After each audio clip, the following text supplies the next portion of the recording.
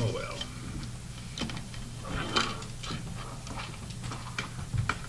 Joyce gone again? Yes, Myrtle Beach.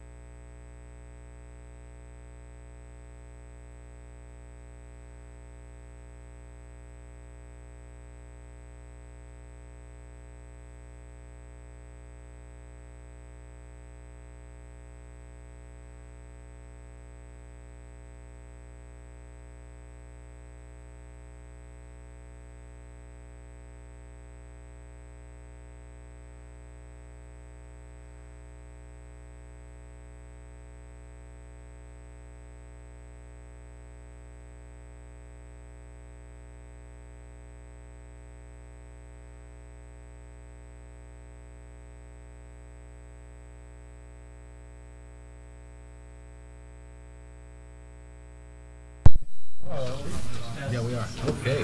No wrestling. Okay, it's a little bit past 6 o'clock. That means time for our city council meeting as scheduled here on Tuesday, June the 27th. I'd ask that we would all rise, and I will lead us in an invocation. Dear Heavenly Father, thank you for this day and another opportunity to come together as a community to consider the issues before us this evening. We would just pray that it would be your wisdom that we would have in our minds that would guide us to the proper decision for the entirety of the community. We pray for all of those overseas serving in the military so that we could have the freedoms we enjoy every day. In your holy name, amen. Amen. Pledge of allegiance. I Pledge allegiance to the flag of the United States of America and to the republic for which it stands, one nation, under God, indivisible, with liberty and justice for all.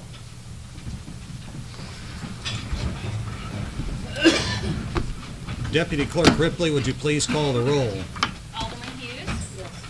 Alderman Curry Whitman. Alderman Brown is absent. Alderman Ross is absent. Alderman McComb. Present. Alderman Urbis. Here. Alderman Bratton. Here. Alderman Bastian. Here. Alderman Campo. Here. And Alderman Pittman. All right, thank you everyone for being in attendance this evening. We'll get right to the items for consideration on our agenda. And up first, of course, as usual, we have the consideration of council minutes from June the 13th, 2017. I'd entertain any questions or amendments to the minutes. I do have one. Mr. Urbis. On the bottom of page 4, top of page 5, discussion of community relations. I think we should add a statement that the complaining party was not present at the meeting. I think that's a good addition. Any further questions or amendments to the minutes? Entertain a motion to approve the minutes as amended. So moved. Second. We have a motion and a second. All in favor signify by saying aye. Aye. Opposed? Motion carries.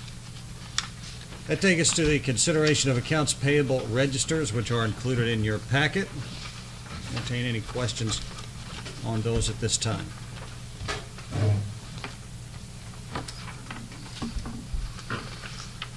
Seeing none, I'd entertain a motion to pay the bills. Second. Motion and a second. All in favor signify by saying aye. Aye. Opposed? Barb, did you have something? I don't have a question, and it's not about, if you'll notice the Humane Society, they've gone to a new fiscal as of July, and that has gone up yet a little bit more from what we usually take them up. And it seems as though that happens at least every year. There was a time, I think, that you and Tinker were perhaps, Chief, were working on perhaps talking with the St. Francis. They do have a veterinarian now that works with them. This is, I was mentioning this to the other alderman. Back in October, November, I met with Rightway, so actually. Okay. And Rightway is a no-kill shelter, but they were looking at the idea of opening a kill shelter as a second nonprofit. And, you know, I went down, met with them, talked to them about it.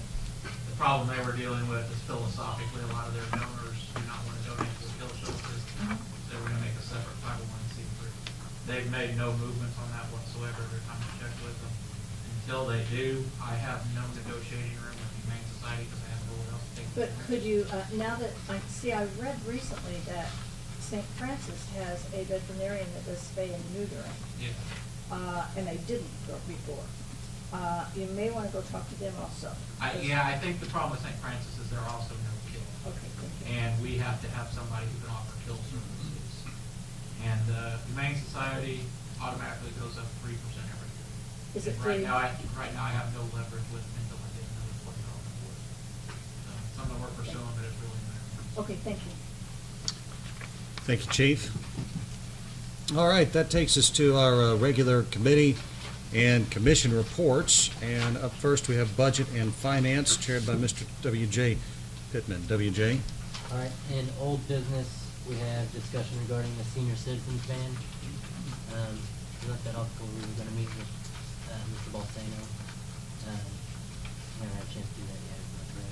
Right, I don't, that's what I wrote in my notes in preparing. We still need to meet with Joe and, propose this situation with Jackson County Mass Transit. So certainly try to get that done between now and the next meeting. I would propose that, if we don't get it done by next meeting, we just take it off there until we do. Yeah. If we take it off, it ends up getting forgotten, though. Yeah, it Sometimes. It's kind of nicer to leave it on there, it keeps it I'm all right at the with it. forefront.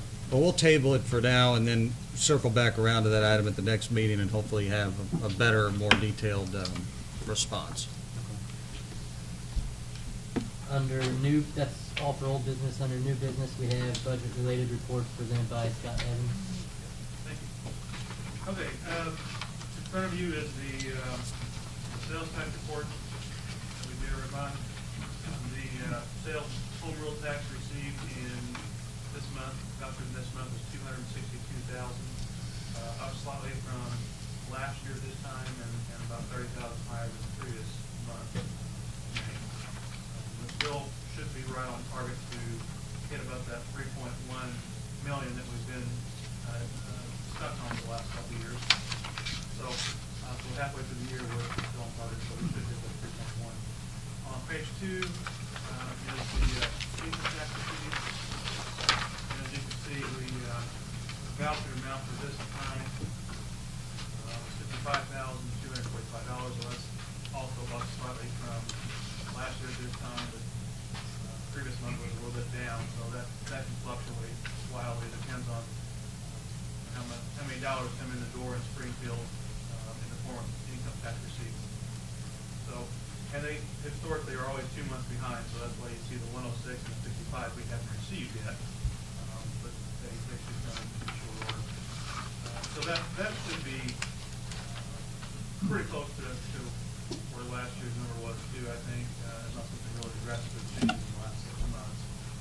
So that is. The next page is the general fund spending. Well, it's spending and the revenue, but through the 5 months ended May 31st, the general fund spent $2,001,917, and for the same period we budgeted $2,058,000. So we're currently at $56,000 under budget spending through those 5 months. And looking down below that, our revenues we brought in are $1,934,000, and through this point, the average budget would be $2,067,000. So we're about $133,000 under on that. And I'm not terribly concerned about that because a lot of these taxes that would work their way into an average 12-month budget, we won't get until October or November. Like all the property taxes, we don't get any of those until October and November, so there's just a timing difference there. And so as you can see, there's the different departments and who's over and who's under through that time period. And keep in mind that certain things that we pay for all at once can skew that until the year has time to catch up. So that's the reason for some of those as we talk about that. Going on to the next report is the salaries, which is a major component of the overall budget. So for the month of May, our salaries were $255,250. Same period we budgeted $271,000. And so year to date, we've spent $1,285,000, and our budget is $1,358,000. So we're about $73,000 under budget going in to the 5 months. So it's nice to have that cushion there going into the later months. The next one is the healthcare cost. And as you can see, I've told you before that this, depending on when they pay these bills, you can get some situations where 2 months worth are paid in 1 month and where there are none paid in the next month, and that's exactly the case. Especially the April and May premiums. One was paid in early April and one was paid in late April, which represents the May premium, so that's why there's none paid in May. But through the 5 months, the total cost for the city for healthcare is $277,000 for the regular premiums, $28,000 for the retirees, and then you can see down below the reimbursement that come back in from retirees are $26,000, so the net cost is $278,969 for these 5 months. Which I do project that we'll probably exceed budget on that because of the fact that we talked about in previous meetings, the huge increases that we were faced with, and basically the lesser of two evil choices that we had to make are still going to leave us a little short over on our budget. So anyway, that's the healthcare cost. And the last page is just the running update of where the sewer plant cost is. So not much has changed since the last month I gave it to you. At this point, the total spending on the plant is $16,761,000, of which we have put in a bill for $2,384,000, and $14,377,000 is on the EPA loan, which you've already started paying back, as a matter of fact. We had our first payment of that due already in May and paid. So anyway, and then of course in the box is a breakdown of where those costs went to. So, any questions on those? Scott, overall, just the kind of big picture of the city's finances, I mean, are you generally comfortable with where we're at right now? Yeah. Certainly, we've been much worse. So I think all things being told, we're doing well considering that, Springfield is in such trouble. So many taxes that we do get, in some way depend on Springfield for that source. Considering that being the case, I think we're doing a lot better than they are. So. It's always good to set a low bar. It wouldn't have to be very much better. We have a budget. Yeah. The secret to success is low Come Monday, standards. they'll be Yeah, jumped that's right. on. Yeah. Okay, can you hear a motion to adopt the report as presented? So moved. Second. All in favor? Aye. Opposed? WJ, I had these placed on the agenda. Do you want me to? Yeah, if you want to, I think I've talked to Brad. I think he's here to. Absolutely. Jackson Growth Alliance. There's been this discussion over the last few years about the Jackson Growth Alliance, and we have a couple of folks here with us this evening, Brad Fager and Stephen Bost, who are affiliated with that organization. And I put this back on the agenda, and I've had some discussions with them because as we are going through this comprehensive planning, we're going to come out on the other side of that with a product that's going to have a list of things that the people of this community have said that they would like to see happen. And I think one way for us to accomplish that, some of those things that I think are coming, beyond what our typical city staff can carry, would be to better engage them and consider funding them along with SIH and Jackson County and the other entities that have funded it. There are a couple of other items here for consideration tonight, but that's sort of just the framework for this being put on the agenda tonight and for our guests being here. And so at this time, I'll turn it over to Brad Fager. Brad, if you want to address the council about the most recent status of Jackson Growth Alliance and what's going on there, we'd appreciate it. Okay. Well, currently right now, Jackson Growth Alliance has been going through a transition. Jeff Doherty has actually resigned for retirement, and we're looking for the next new executive director. That's the biggest thing we're doing right now, pushing through, just going through the hiring process. With that, we're trying to figure out the agenda, what we're pushing for. Jackson Growth Alliance is the same thing. It's always been, it's represent Jackson County economically as a whole, since there is nothing else, no other entity doing it. Historically, it's always been financed and held up by 5 entities, which is City of Murfreesboro, City of Carbondale, SIU, SI Airport, and then the Jackson County Board.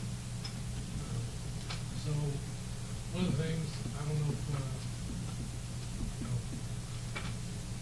what all you guys would like to hear about or thought about. I mean, we've got a large agenda of just always trying to push anything that's coming through. We don't know what we've been doing or what we've done in the past.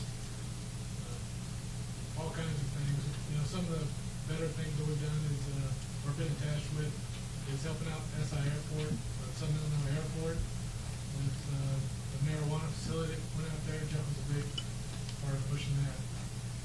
Gavilon was another big project coming into Jackson County, and Jeff was a big thing pushing that and explaining the sales tax enterprise to people up in Trico Elementary School that go along with it. Trying to think, I always know what's in it for Murfreesboro. You know, Gavilon is a big thing, and maybe you guys don't tie that in there, but at the point, it affected Baker McGee. We got a project down there. A&W Plumbing from Murfreesboro got a project down there. Samron Construction got a project down there. So that's a big deal. It did affect the county. That's just three that I know of. And there's countless other people down there working. So, pretty big deal right there with Gavilon. Are you guys familiar with what that is? I am, but I don't know that everyone on the council is, so.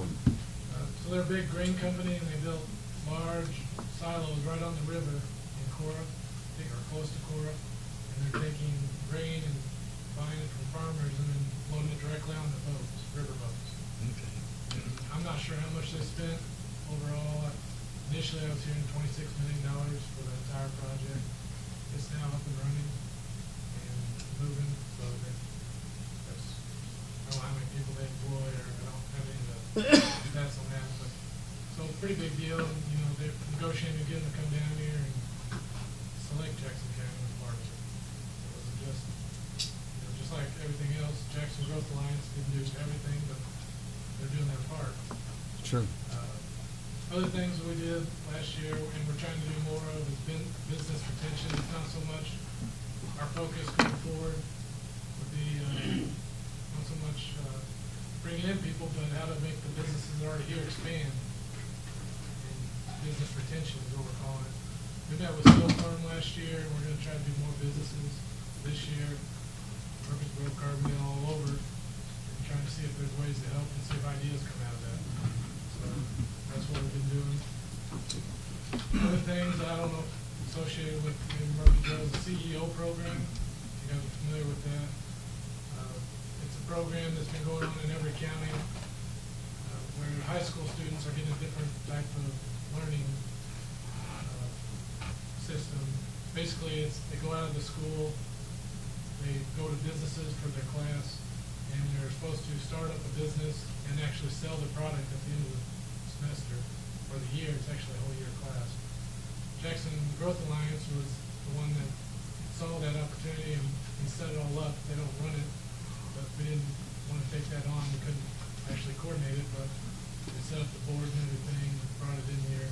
It's doing really well. Most of the students are from Murfreesboro High School that have taken the biggest interest in it. So they try to get about 20 students every year.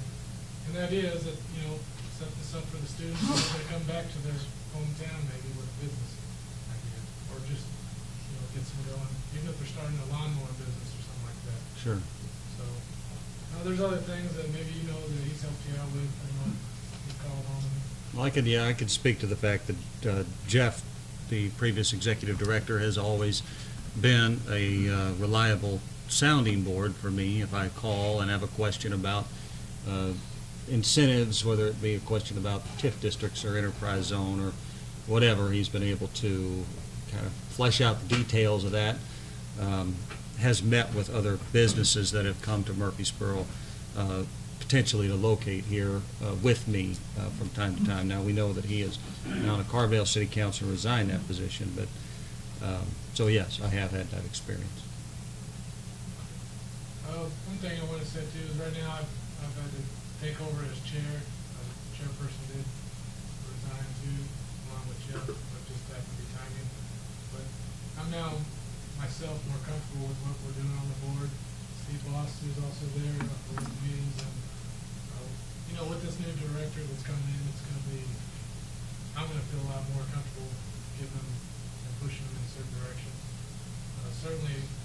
always pushing for Jackson County as a whole and Murfreesboro. I mean, it's not, I don't know if Murfreesboro's ever felt like they're not getting a fair shake on or anything, but it's not the case. So we're pushing in that direction. I'm pretty excited about that. You know, it's a lot easier whenever you have somebody come in.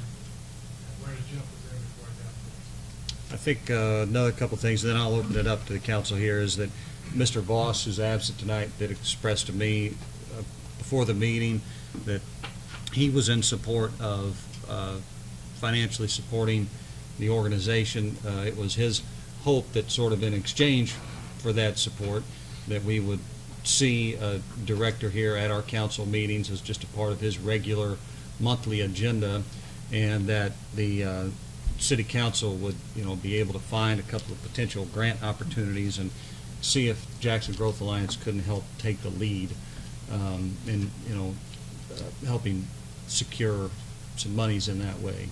And so with that, I'll open it up to council for questions. Mr. Mayor, can I say a couple things? Mr. Boss, sure, absolutely. Just point out a couple of things too. On that Gavilon facility, I think it's important to note that, first of all, anytime anybody's coming to relocate, they're going to assume that there's somebody in a position countywide to do that. So I think the expectation is that there is somebody that kind of speaks and represents the county. And so we can ignore that reality, or we can provide somebody. In Jeff's case, that Gavilon grain facility was conditioned on getting an enterprise zone extended to the river. And without his expertise, to go in and explain to all the players, all the taxing bodies had to approve it, that never would happen. So that was critical. That's what I mentioned. Thank you. Any other questions, Barb? All right. So you're, Mr. Fager, I assume you have a request. Yeah, so we're requesting $5,000 annual fee for contribution. That's what we had in the past from you guys. I'd like to just get back to that. Certainly, with what you're talking about, with what Herbie had said, I don't think, pushing for having the director make this some type of regular meeting for you guys and reporting can easily be done. And I think a big thing, you guys worked on this comprehensive plan. I think that's another thing that we may need from you guys is, what do you want us to push for you along with this? Right. We will push towards that if it's getting involved with grants or something. It can definitely be a big, it can be a part of our agenda and pushing that and reporting to you guys on it. All right, Mr. Pittman. Is that director, is it like a full-time position? Is that, Yeah, well, I think it's explained, I think Jeff was probably 30 hours average, but it's kind of a schedule. With him gone, you guys would be, are you seeking somebody with somewhat similar expertise as he had as far as, the taxing districts and stuff, Or is that something that's gonna be gone with him being gone as director? Well, I think whoever does get back into it will have to learn that if they don't know everything about it. We're not sure, with the people, we're just now setting up interviews. We got some good people to interview that have some experience with economic development, and we're not necessarily just going to go. Jeff had a special experience with what he was doing and with all of his history, being the city manager at Carbondale. He already had a lot of contacts, and he didn't have to learn anything. But these new people, we might, depending on who we have, we might go with a younger person with a more motivated background or marketing background, fundraising. We got to strengthen our financial place right now because we're having trouble with SIU wasn't able to do anything without the budget being passed. Murfreesboro backed out a couple of years ago, and the city of Carbondale is now backed out consequently, all in that. So now we're getting hurt, but we did have some other good things come up, and it's keeping us going. We did get in with the sales tax enterprise zone. Every time that is used, there's a small fee in there that's built towards Jackson Growth Alliance. So we really need to get to a place where we have something to work with to actually market the county and help everybody. And right now we're still getting there. Any other questions? Mr. Urbis. I guess to follow up, have you had discussions with Carbondale about continuing funding? I haven't, yet. I am representing you guys from Murfreesboro, and I wanted to first talk to you guys, get you guys on board, and that'll be the next thing I'm gonna do as soon as I hear that you guys approve it, because I think that's why they backed out. Other questions, thoughts? Mr. McCall? Well, are you wanting that type of money right now, or it's not in our budget? So if you're wanting it now, we're on a tight budget the way it is. There is no way we can do it at this time. The time to bring it back up would be budget time to put it in the budget for next year if we do it. I mean, we're not hiring an extra guy for the street department, and they're behind, and we're just in a real tight budget at this time. I don't see any way that we can dig up $5,000 right now at this time. Well, the budget officer just said we were $56,000 under budget for the year. Yeah. So I'd say that we Well, got, when the year's over, see how much we are. and we're getting ready to hire a person for 1,000 hours in Public Works to help offset that. If the you know, annual budget concern. is requested is $5,000, I mean, would that be all right to be prorated for the, for this part of the year if we're starting? It's certainly a council decision. We could make that type of amendment if that's the type of motion that someone wanted to make. Yeah.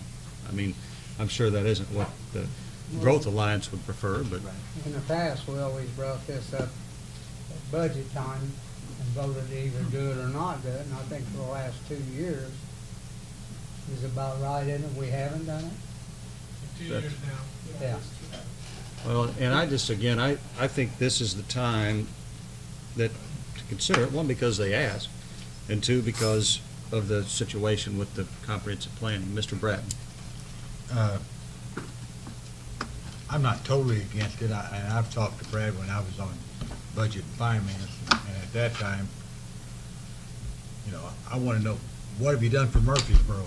We want to kick in. I want to know, what are we getting out of this? What's our part of this? It does sound like we're getting some of the benefits. But on the other hand, we got service trucks that's got 200,000 miles on it. We're a man short in the street department. We got equipment that needs to be replaced because we haven't even been able to fund our contingency funds. I don't know where we're going to cough $2,500 up if we just did it for a half a year. But we usually start the budget process sometime in November. Scott, is that about right? I guess I'd have to agree with Alderman McCollum at this time. We just don't have the money. Now, I want to say something here as respectfully as I can, and that's that a year or more ago, a sewer main collapsed on Tina Drive, and it cost us about $70,000 to fix that problem. And we got our guys together, and we went down there, and we fixed the problem, and we hired Dean Bush, and we filled the hole, and we ended the budget year on an even keel. If we have to find money for a backhoe or for a hole in Tina Drive or whatever, we always seem to find it. And it's like saying, we're almost out of gas here in the car as we're going down the highway, but we don't want to go to work so we can get some money to fill the gas tank. I mean, economic development will drive the tax base so that we can have money to do these things. Well, Ms. Campbell's. Yeah, that's my thought. So I know that times are tight, but at the same time, if we don't push our productivity as a county in Murfreesboro, we will never get out of the hole. So I feel that we have to take the chance, the risk, and money's tight. We might have a little bit, and we might find it. And bring in business like Tiger McGee, Sam Ron, et cetera. That's money that's staying in the community. That's taxes that help our general fund and to move things along. So if we close the door to a development, probably we are shooting on our foot, so we won't be able to move forward. Mr. Bratton. you brought up Tina Drive, which reminded me, and Mr. Lee, head of our Water and Sewer Department, is with us tonight, and if I remember right, and correct me if I'm wrong, that Tina Drive is not a matter of if we're gonna have another breakdown there, it's when we're gonna have a break. We've got one out here, not Roberta Drive, but there's a sewer line through there that we need to put a liner through, because you can't get in there. Stephen Lane. Stephen Lane, because we can't get in there to work because the telephone line utility is right in the middle of the street. We got people who got water backing up all the way to their decks on their house on Roberta Drive that we made a commitment, and it's finally getting dry enough that Alderman McComb and I can go out there and try to figure out which way we're gonna go, whether we're gonna bid it out or whatever, and none of that's budgeted for, is what I'm trying to say. It's not that I'm saying kaput with Jackson County Growth Alliance, I'm not saying that, but we're already got stuff stacked up, and whatever the council votes for, naturally I'm gonna go along with. May not agree, but I don't see how we can keep putting our stuff out when we know we're gonna have more emergencies pop. I mean, what happens if the vac goes out, Mr. Lee? Huh? Get it fixed. And that's not gonna be an inexpensive operation. What about the bucket truck? Oh, we have a And we got bucket a, oh, that's that something climb right the boom there. down. We got a bucket truck that I'd like to see red tagged, because sometimes it gets stuck up there and they gotta slide down the thing to get down. I mean, Well, and that's where we're at, I guess. Will, I'm not trying to be rude, and I'm not being rude, but we just flat don't have the money. Come November, if we wanna put it in the budget, and if our budget, we have to levy the city for more money, then that's fine, but that's the time to do it. Mr. Pittman. I will say right now, it is a unique window of time with the comprehensive plan that's being done, that it would be a very good time to be in partnership with Jackson Growth Alliance. I think if that gets put off, it throws a lot of stuff that will be, coming out of that comprehensive plan back instead. Well, and I know, it says 1843 behind me on the city seal, and since 1843, city councils have had discussions about, what if such and such happens? And things may happen. Maybe the vacuum truck does break down. Maybe it doesn't break down. But nobody up here has got a crystal ball. But what I do know is that we want jobs, and we want growth, and we want these things to happen. And, I've got on here also part-time grant writer. I feel the need to sort of consider these things so that we can have an agency, a formal agency, to help us grow. And this is really the cheapest option before us. You're not going to surely hire somebody for $5,000 to, do economic development work for the city. So I know I talked to you before the meeting, Danny, about last meeting was 3.5 hours long. Yeah. Could I make a quick suggestion?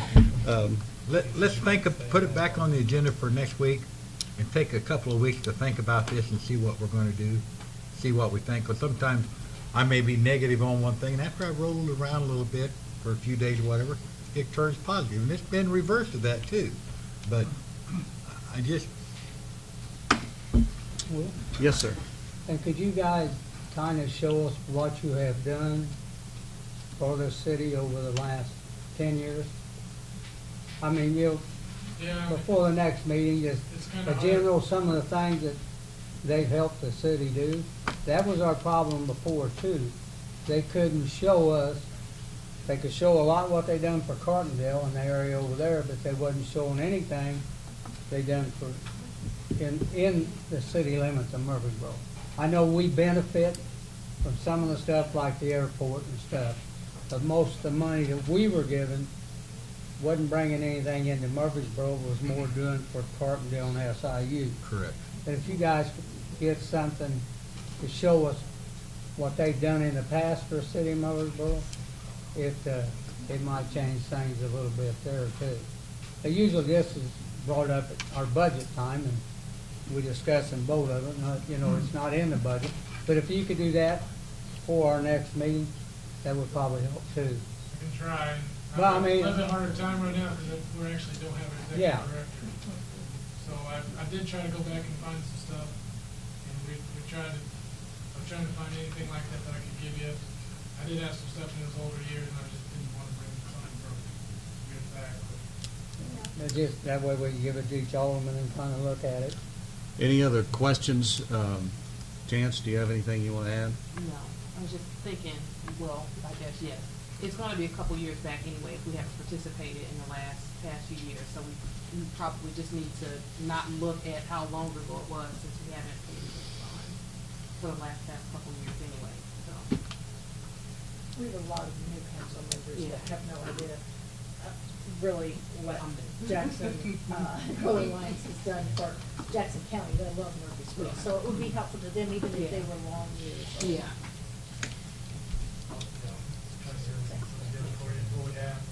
Okay, thank you. Anything further? Mr. I'm in Bastian? support of it, and I guess I understand what the aldermen are saying, that we're on a tight budget, but I think we need to, I don't think they need to go back 10 years and tell us what they did 10 years ago. Who cares? It's a new time, we need to move forward. Well, the only thing I've seen, I'm in Mike, if support they of can it. show me something they've done for our citizens' money in the last few years, that's fine. Before, they couldn't do that. Right. So what I they have remember brought that. in the city limits, we're spending taxpayers' money inside the city, not out of the county anywhere else. So we didn't know what's gonna be, help the citizens in town. Right. That was the only thing I was getting at, and maybe I missed something along the way, you guys. I've been here 12 years, and that's why we dropped out of it before. We couldn't figure out any of our money was bringing, we're paying taxpayers' money inside the city of Murfreesboro, and they couldn't show us where it benefited inside the city of Murfreesboro. They could show where it benefited in the county, Carbondale, the airport, but inside the city limits is whose money we're spending, and they couldn't show us any results for the money we were paying, and that's what I'm after.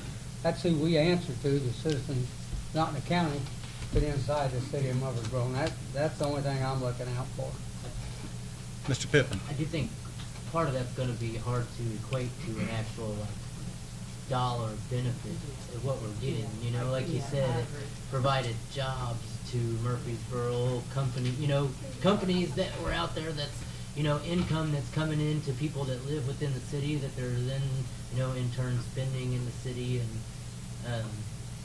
you know, it's revenue, whether it's countywide or not, you know, ultimately, that's an increase to the county revenue is going to increase, you know, Yeah. all. I think you have to, and that was the point I was trying to make with Gavilan. I don't know that I can come up with a project, and I've been there, I've been in and out 4 or 5 years with it. Really, the last 3, I think I've been pushing hard on the board. I know you work hard on that, I do, I know that from just Well, and the word of mouth. I do it because I know what it brings. I believe in what the economic development side has to. Obviously, our country doesn't survive if we're not building anything around here.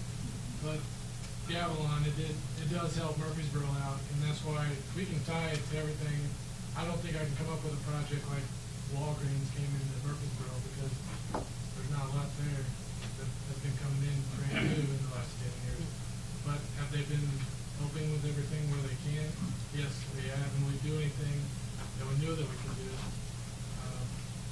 Gavilan and IASA are the best examples I can come up with, because that's where something was coming into this county, and that affects everybody. The ones that work there, I don't know that, you know, we don't go back and, I don't know if anybody's ever figured out how many people are working and where they're from. But if that made a difference, that somebody from Gavilan was working and lived in Murfreesboro, that's a big deal to us, I think. Well, I know that Clay Cochran said one time that there's 483 people that work at SIU that live inside the city limits of Murfreesboro. So that's a, Maybe not no more. well, maybe not anymore. So if there's a few laid off, maybe there's 400. But that would make SIU our biggest employer. So anything that helps them, in a sense, does help us. Ms. Campbell? Yep, I feel that we have been putting things, let's do the next meeting.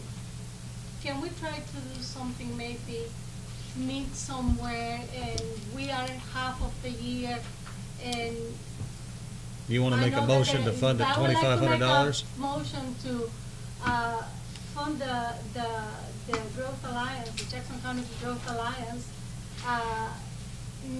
If we cannot do it for $5,000, at least $2,500, and then budget and put in November in our actual budget the $5,000 for next year. Something not then, not everybody, but let's start moving forward.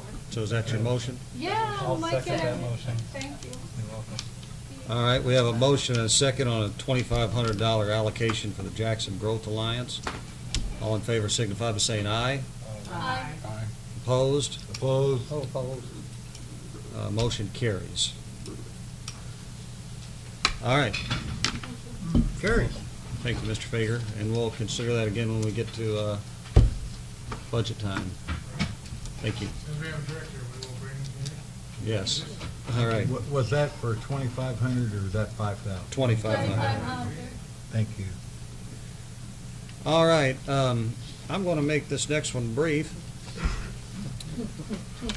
I would like to, with the blessing of the council, continue pursuing information regarding the city hiring a part-time grant writer. So far, I've found that the city assessor employs one, and they brought in $1.2 million last year. They pay theirs about $20,000 a year. Virgin's employs one at the tune of about 10 hours a week, and they brought in $370,000 last year. So, in any case, it's something I am going to continue to explore and bring more. How much does Virgin pay there? I don't know. They said that I sent out an email to the Southern Illinois Mayors Association, and I only got feedback from, I think, 4 communities at this point, but I just sent it out a couple days ago. There's a Orient doesn't have one, but that's maybe not altogether surprising as they're pretty small. But So is Virgin's though, and that's a lot of money. That was their water tower. Yeah. Was it? Yeah. I do have another question. At one time, Chief Powell was saying that he was going to be taking some grant writing tests. Has anybody talked with him about that, if he's ready for that yet? Or I follow his Facebook posts, and it seems like he's mostly just eating and I know, barbecue in I Texas. understand Mr. Drinking Brett. beer.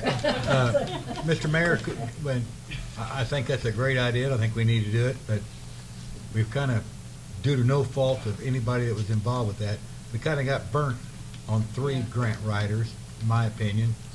So and I know probably 10 years ago, most of you weren't here, Alderman Combe was, but I had a grant writer lined up that, and I don't remember who it was now, that would work on a percentage. Yeah, there's More or less, when you produced a grant for us and we got it, we paid you a percentage.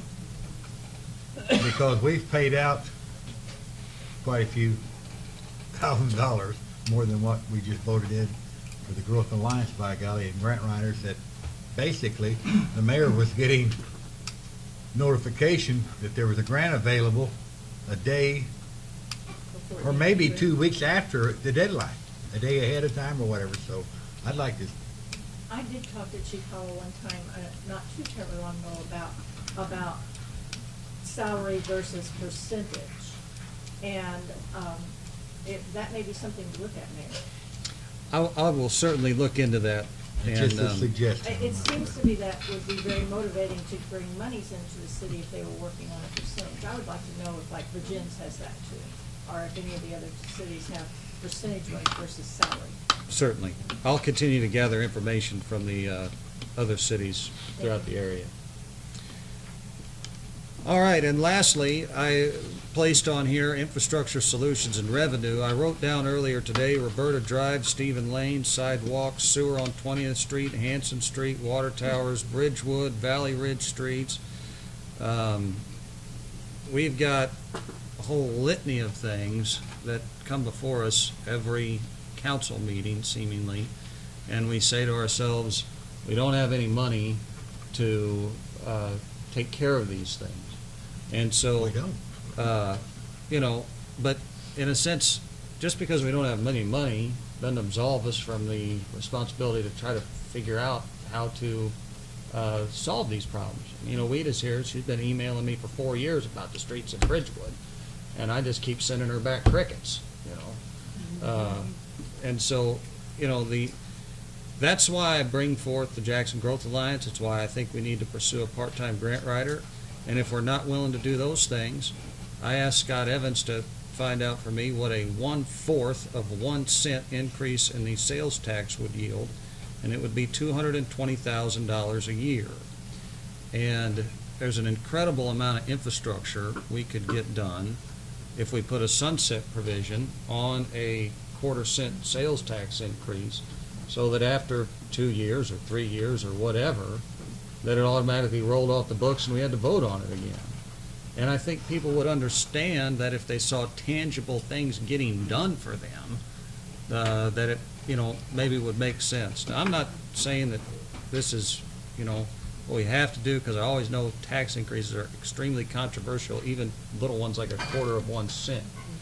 But I am just so worn out of having to give people blank stares as my answer whenever they come to me with infrastructure problems. And, you know, I don't know what else to say other than I just throw that out there, and I would entertain any feedback from me, because that's why we have a council. Mr. Pittman. What would that 1/4% bring our tax rate? It would bring us, after the July 1 implementation of the tax for the schools, that will take us to 9.25%. 1/4 of 1 cent would take us to 9.5 total. Mr. Bratton. We need it, we should put on 3 or 4%. But we also gotta look at, the merchants and whatever have to be able to fight. And I'll use an example. We've got one local lumberyard in the city limits. You go in there and buy $100 worth of material, you're gonna pay 8.25% tax. If you drive to RP, you're gonna pay, what is it, 6 or 6.25%. So I guess they're not the other out in the county. they're in the county. So, Now, when you go to any city limit, I mean, like Marion, for example, is, I think it's 8.50 now. yeah. So what I'm saying within the is, city. I've heard a lot of people complain, you know, you really want to go to Carbondale to eat, why don't we go here? Because they've added a tax, you know. It may not be Town taxes. the same thing, but I think we need to let our merchants be competitive with their competition also. That's Well, what I'm saying. and I would say this too, before we, you know, would ever hold a vote on this, I think that it would be important to, you know, be very transparent and open and reach out to those merchants and be very clear about the way that we, you know, would present something so that they know that where this money is going and exactly what it's going to be put into. I mean, if you're I Am Java coffee shop and the water main blows out on 14th Street, that sure doesn't help their business any, because they can't sell any product.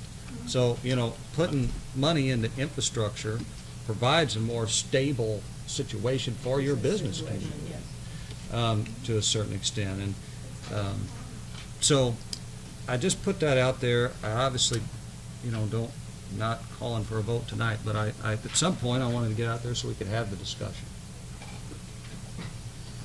Mr. Pittman. I think it's gonna be a hard sell to the general public, ultimately if we make the motion vote on it, we do, but, I mean, the increase that's cut, is about to start, and it's bad timing if nothing else, to add that on there. I'd be a lot more in favor of seeing what a part-time grant writer could do for us before we raise the sales tax, and see if there's anything specific to infrastructure that they can find out there that, might create some dollars for that instead. Well, and that's kind of why I've presented these things in a package, because there are options here. Good point. Yeah. Pittman. Very good point. Thank you for that. Anything else? All right. Any public comment? Items under budget finance. All right. Mr. Pittman, Chair, do you have anything else here? I don't think so. It looks like the last item. We move on to Okay. That'll take us to building and grounds and Alderman Gary McCollum. Gary? Okay, under old business, it's discussion regarding the proposal submitted by Murfreesboro Lawn and Garden. I wasn't here last meeting. I apologize for that, but I was sick. So, did we get a proposal from them or know anything from? No, we're just continuing to pay for the upkeep, and I know that, as I expressed at the last meeting, Bert Osborne committed the Smizer Trust to pay for all the landscaping. I don't know when their next meeting is, but I'd say it's imminent, so. So we just need to move that to the next? It's just an meeting? item that's hanging on the agenda, waiting on that Smizer money, as far as I understand it. I think they'll pay it. I hope so, because they put red mulch around down there, around the airplane, in front of the youth center, whatever that thing is. Drone or whatever it is. UFO. Yeah, UFO. It looks beautiful. I'd like to know what that, we could scrap that out, how much money we get for it. Okay, then we'll go to about the Mount Carmel Cemetery. All right. What I understand now, and I don't know this, but somebody's paying for it, being mowed. It's not the city, so I think it's the township. But I think haven't Mr. got- Urbis, Huh? I think Mr. Urbis may have some. I called the township, talked to some of the township officials after our last meeting, because the report was that they were refusing to pay to have the tree removed or whatever, and they were in the process of having it done, and it's been done. So, I'm not sure, Did they own that to owning it? I didn't ask that. Huh? I didn't ask that. That's the question. I'm sure it's not the city, it's not the city limit. And I mean, as they're long the, as I've been on over there, we never paid a mowing bill out there or anything else for No. upkeeping that As long as they're cemetery. mowing and maintaining, let's Yeah. leave the dogs sleep. the township mowed it, and I don't know what the report was, that they wouldn't, take the tree down or whatever, but when I talked with the township folks, they didn't have the equipment, and they weren't wanting to hire it done, but they borrowed equipment from Mark Williams and were able to get it done.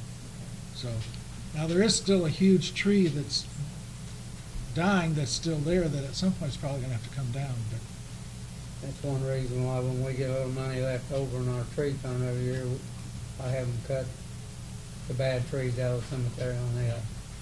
the immediate problem was taken care of. The limbs that were down on the burial sites have been removed. I drove by today, and it's actually piled somewhere else.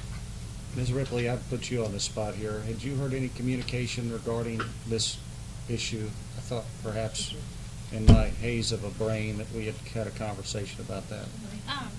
Mike Jones was just doing the research on who actually owned it, and he's not found out anything necessarily.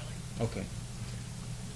If anybody could find out, like, So do we want to just drop this from the agenda until somebody tells us to put it back on there? Well, I would say so, because there's no not doubt an we issue don't own it, we well, haven't the paid issue's been anyone. taken care of, obviously. Yeah.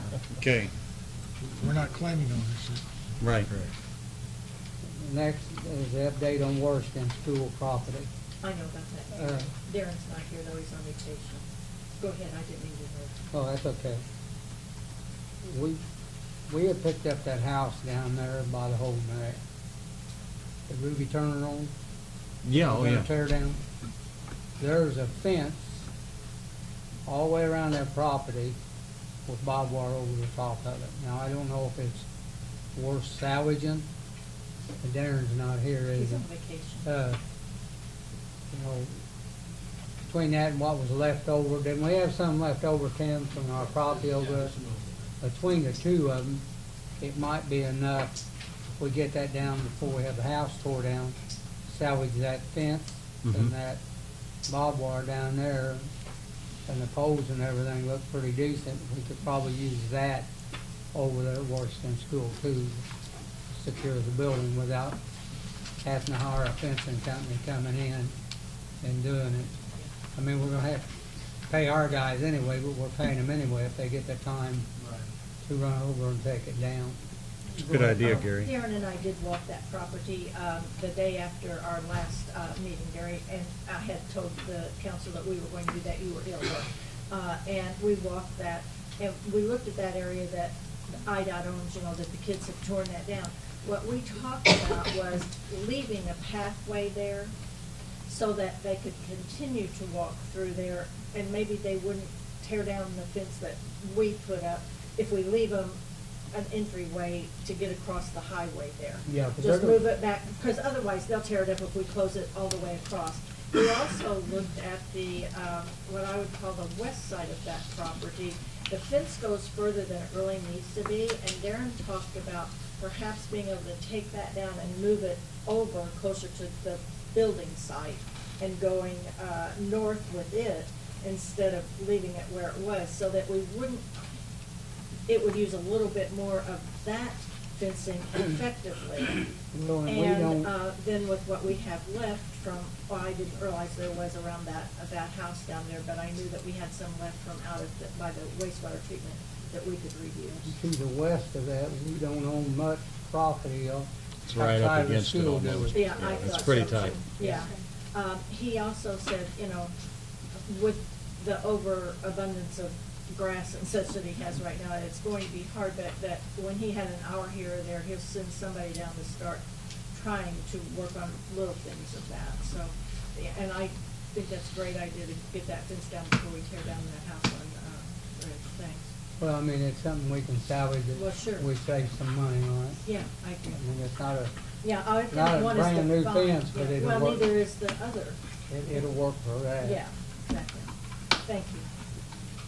That's all I have about that property. Okay, is it, anybody else got anything on the Washington School property? Okay, under new business, it's opening the bids for the air conditioning system, the server room. Okay, looks like we have 3 bids.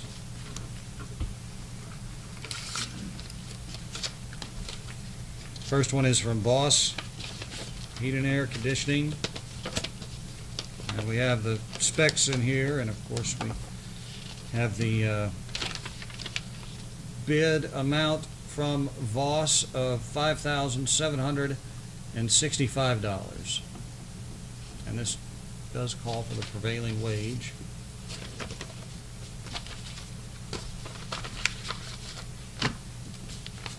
Who's that one from, Bill?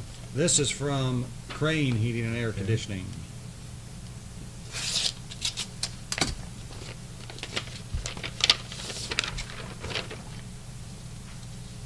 And it is in the amount of $7,245.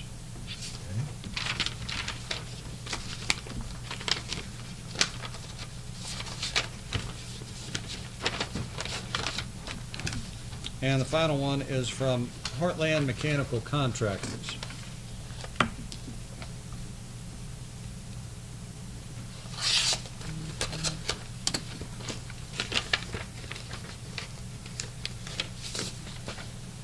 And it is in the amount of $7,120. It's only 3 and And those are all 3 bids. I would entertain a motion for somebody to give us the boss, since they got a So- name. I make that motion. Danny, you got a question? No, I was just Okay. giving it, that's fine. If Barb second it, doesn't Doesn't matter. make any difference. Get it done. Yeah. Get her done. Are you jumping up and down back there? We need a, All in favor Opposed. signify by saying aye. Aye. Opposed? and before he does that, Doc, he needs to sign our prevailing wage sheet. It was in the bid spec, but yeah, if you need to That's sign what it we want to over make to. sure before we Yeah. start that do. You bet. That is all under new business. Do we have any public comment on anything under building and ground? And we'll adjourn it and go back to the mayor. Thank you, Mr. McComb. Takes us to Community Relations and Chair John Urbis. John? All right, no, there's no old business, new business. Can I intercede in that for old business? Sure. We had talked briefly about Trudy Johnson, last week, last meeting about, trash receptacles for Yes. that West End. I did talk to Darren. Barb, that is on, Oh, is it on something else? It's on the next page. yeah. It's under new business on the Never mind. public improvement. Well, okay, I don't know what it's supposed to go in there, obviously. I have you down. You just gotta wait, Barb, just wait. Your Oh, turn. wait my turn. You're anxious. We have 3 separate requests from Bruise Brothers for street closures. They're here. Yeah. I don't know, do you have any, want to say anything about them? The first one, the August, the 2-day was for the eclipse. We decided to throw a party because nobody else was doing anything, so we've asked Green Shop and Marcusville to be a part and set out foods to promote their businesses. We've also asked other food vendors to come up and serve, just to kind of get everybody involved and bring Carbondale over to Marcusville since we're gonna have such an influx of people. That's great, thank you. Informational wise, tourism bought a whole lot of solar glasses that they are handing out to business. Make sure you check with Mark about that because that's something you guys could hand out. Gary? 11,000. John, when we close these streets and parking lots off, I know we might ask Ed this question. Who's responsible for accidents? Is this a thing that we need to cover like we did before on our, like when we rent the parks out and stuff? Do we need special insurance, Ed, or something like that, or does their insurance cover it? We have an insurance underwriter for the parking lot in the city, or for the street in the lot. Do you have a copy of that, son? I sent that copy. It's probably with their special event liquor license. It is trying to cover if somebody gets hurt out No, there. we're covered. Well, there's no doubt they got hurt to sue you and us too, but I mean, Yeah, but- somebody. So we're listed as additional insured on that? Yes. We are? Or, well, I mean, we cover it. Yeah, no, but on the policy, are we listed as an additional insured? I think that splits liability, but I'll ask them to make sure. Yeah. So, We I just, mean, we ask for, every time we ask to close the street, we get a special permit license along with the state liquor license and the OS transportation license. I mean, I'm not against it, I just wanna make sure that we're I know covered it's liability at least wise. another $1 million on top of our regular $1 million general liability. You have what?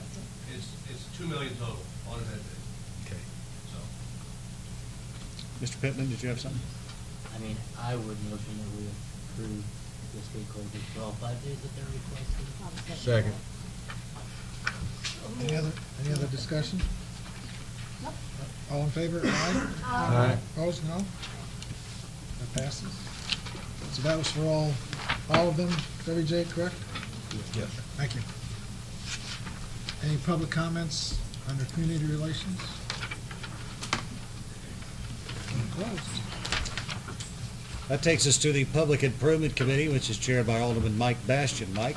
Okay, the old business, the consideration of ordinance for improvements on the city right-of-way. I assume everybody's had a chance to look over those ordinances, and Attorney Feller, do you have anything you need to add? Everything's there In the ordinance? I think we'll do the packet, it's just the guts and what the T's and D's, and I have the actual ordinance here. Okay. Was there any questions from the alderman?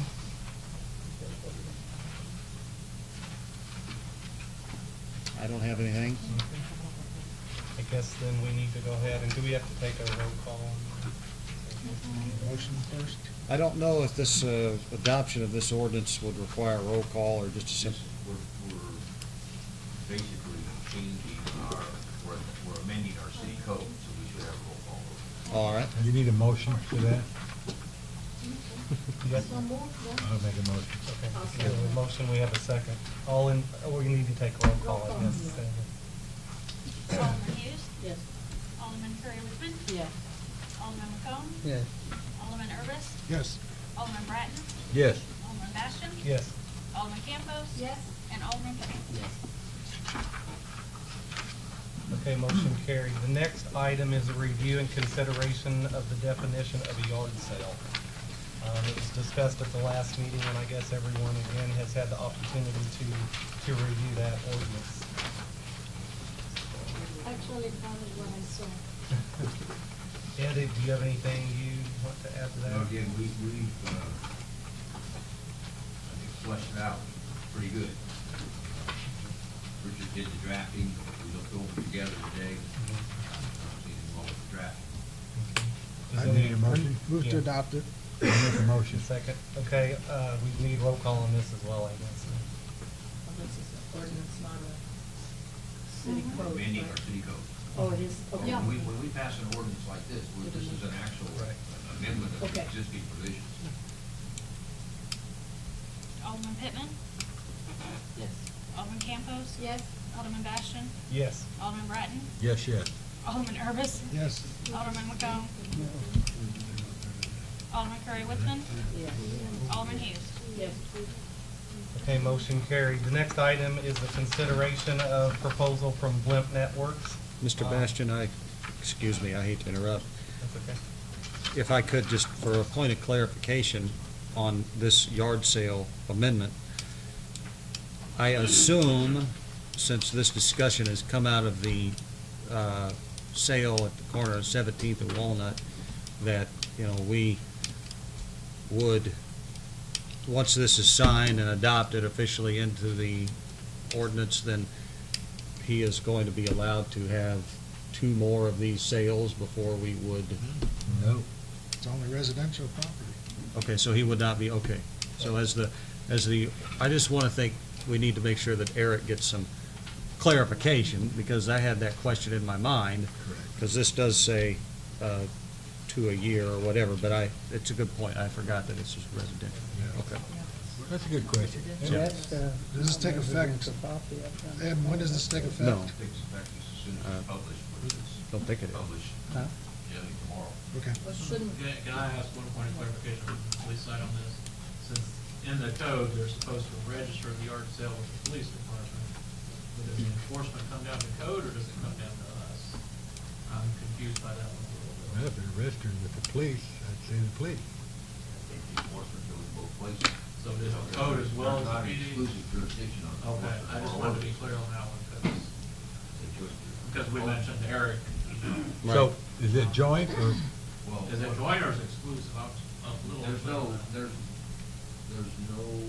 exclusive jurisdiction between the code enforcement department and the police department on food. We know the code enforcement department doesn't have certain police powers. Okay. But on something like this, code enforcement can issue tickets, Okay. police officers can issue tickets. Yeah, and I might add that I stopped in and talked to Eric last week because both of our antique stores uptown are putting stuff out next to the curb again. And I asked him for either he, himself, or our assistant code officer to go down and issue a ticket or get it moved back or whatever. So, and Eric's on vacation this week, so I don't know if that got accomplished or not. I'd like the record just to show that, in terms of the stuff on the sidewalk and in terms of the sale at 17th Street, I know it's why they make chocolate and vanilla ice cream. It just never has bothered me a bit. But, I understand why it does some, Don't bother me either. so. It's any part of case. his business. He spends his money back in the, I don't get any taxes, but what he makes up there goes back in the economy. So in any case. All right, Mr. Okay, Bass. the next item is a consideration of the proposal from Blimp Networks. We were all given a copy of the contractor review at the last meeting. I assumed everyone has reviewed it.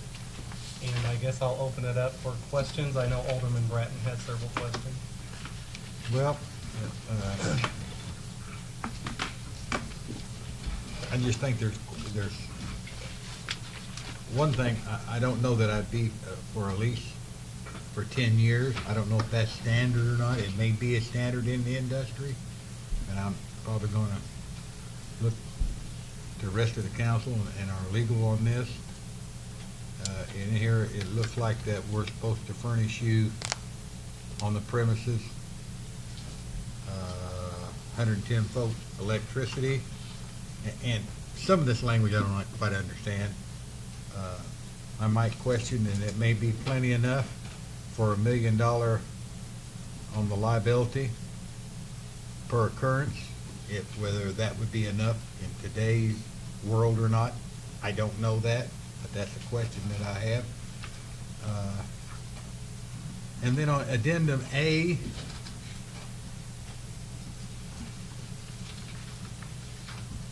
and I only got to go through this one time. That's my fault. I usually go through stuff 2 or 3 times before I can absorb it all. You guys can go click, click, click, click, and you got it. But under addendum A, these are some of the stuff that if we wanted that you could provide for us, and it would come off of the $500 that you're proposing to pay us per month, if I understand it correctly. Is that right? That is correct. But I don't see any dollar value for any of these items. We can provide that if you like. Yeah, well, I mean, there's no doubt in my mind it's not going to pass, and you're not going to get on the water tower. I'm really not for that, as you know, but that's the way it's going to be, so let's just go on with it and get over it, Dan, and, we'll go on. That's how I operate. And it never was anything personal. But anyway, I think that's something that needs to be lined out. And then, I may be wrong on this, but somewhere in my head, I've got it that MediaCom pays us a percentage. The tax, do we get a percentage off of theirs? Yes. Well, there is a franchise fee. There is a franchise agreement. Yeah. In fact, when we talked with Flint before, before, our attorney contacted MediaCom to see if we would lose some of that, and they said they had no intention of doing that. Well, I guess under the regulations, can we go a franchise fee on a percentage with one company and then another company just a flat fee or something? I don't know. Couldn't you? I mean, there's just some questions that I'd definitely like to see some dollar values on what these services are, what they'll be, so we know up front. May I respond to that? Why, sure. Amendment A, this is provided by Mr. McMahon for potential services Uh-huh. that they might be. Uh-huh. So as far as line iteming, basically, we're offering to provide it at a fair market value. So MediaCom may come in, you have the option, MediaCom can come in outside of the network and set up a Wi-Fi and charge you a monthly fee for that. So basically, the services are a fair market value to the services. And I'm not insinuating that they wouldn't be fair. In fact, I think that you would probably give us even a better deal because you're going to be on the tire. But I guess 35 years in business, I want to know up front what this is and this and this. And if I want ice cream on my blackberry cobbler that's still hot, I want to know how much that ice cream is going to cost me. That's what I'm trying to say. I would like to get Mr. Manwaring's thoughts on this, as he is our IT point person for the city. Brian, do you have any thoughts on this item this evening? As I had mentioned before, the city is not dependent upon wireless connection as we were in the past between the buildings.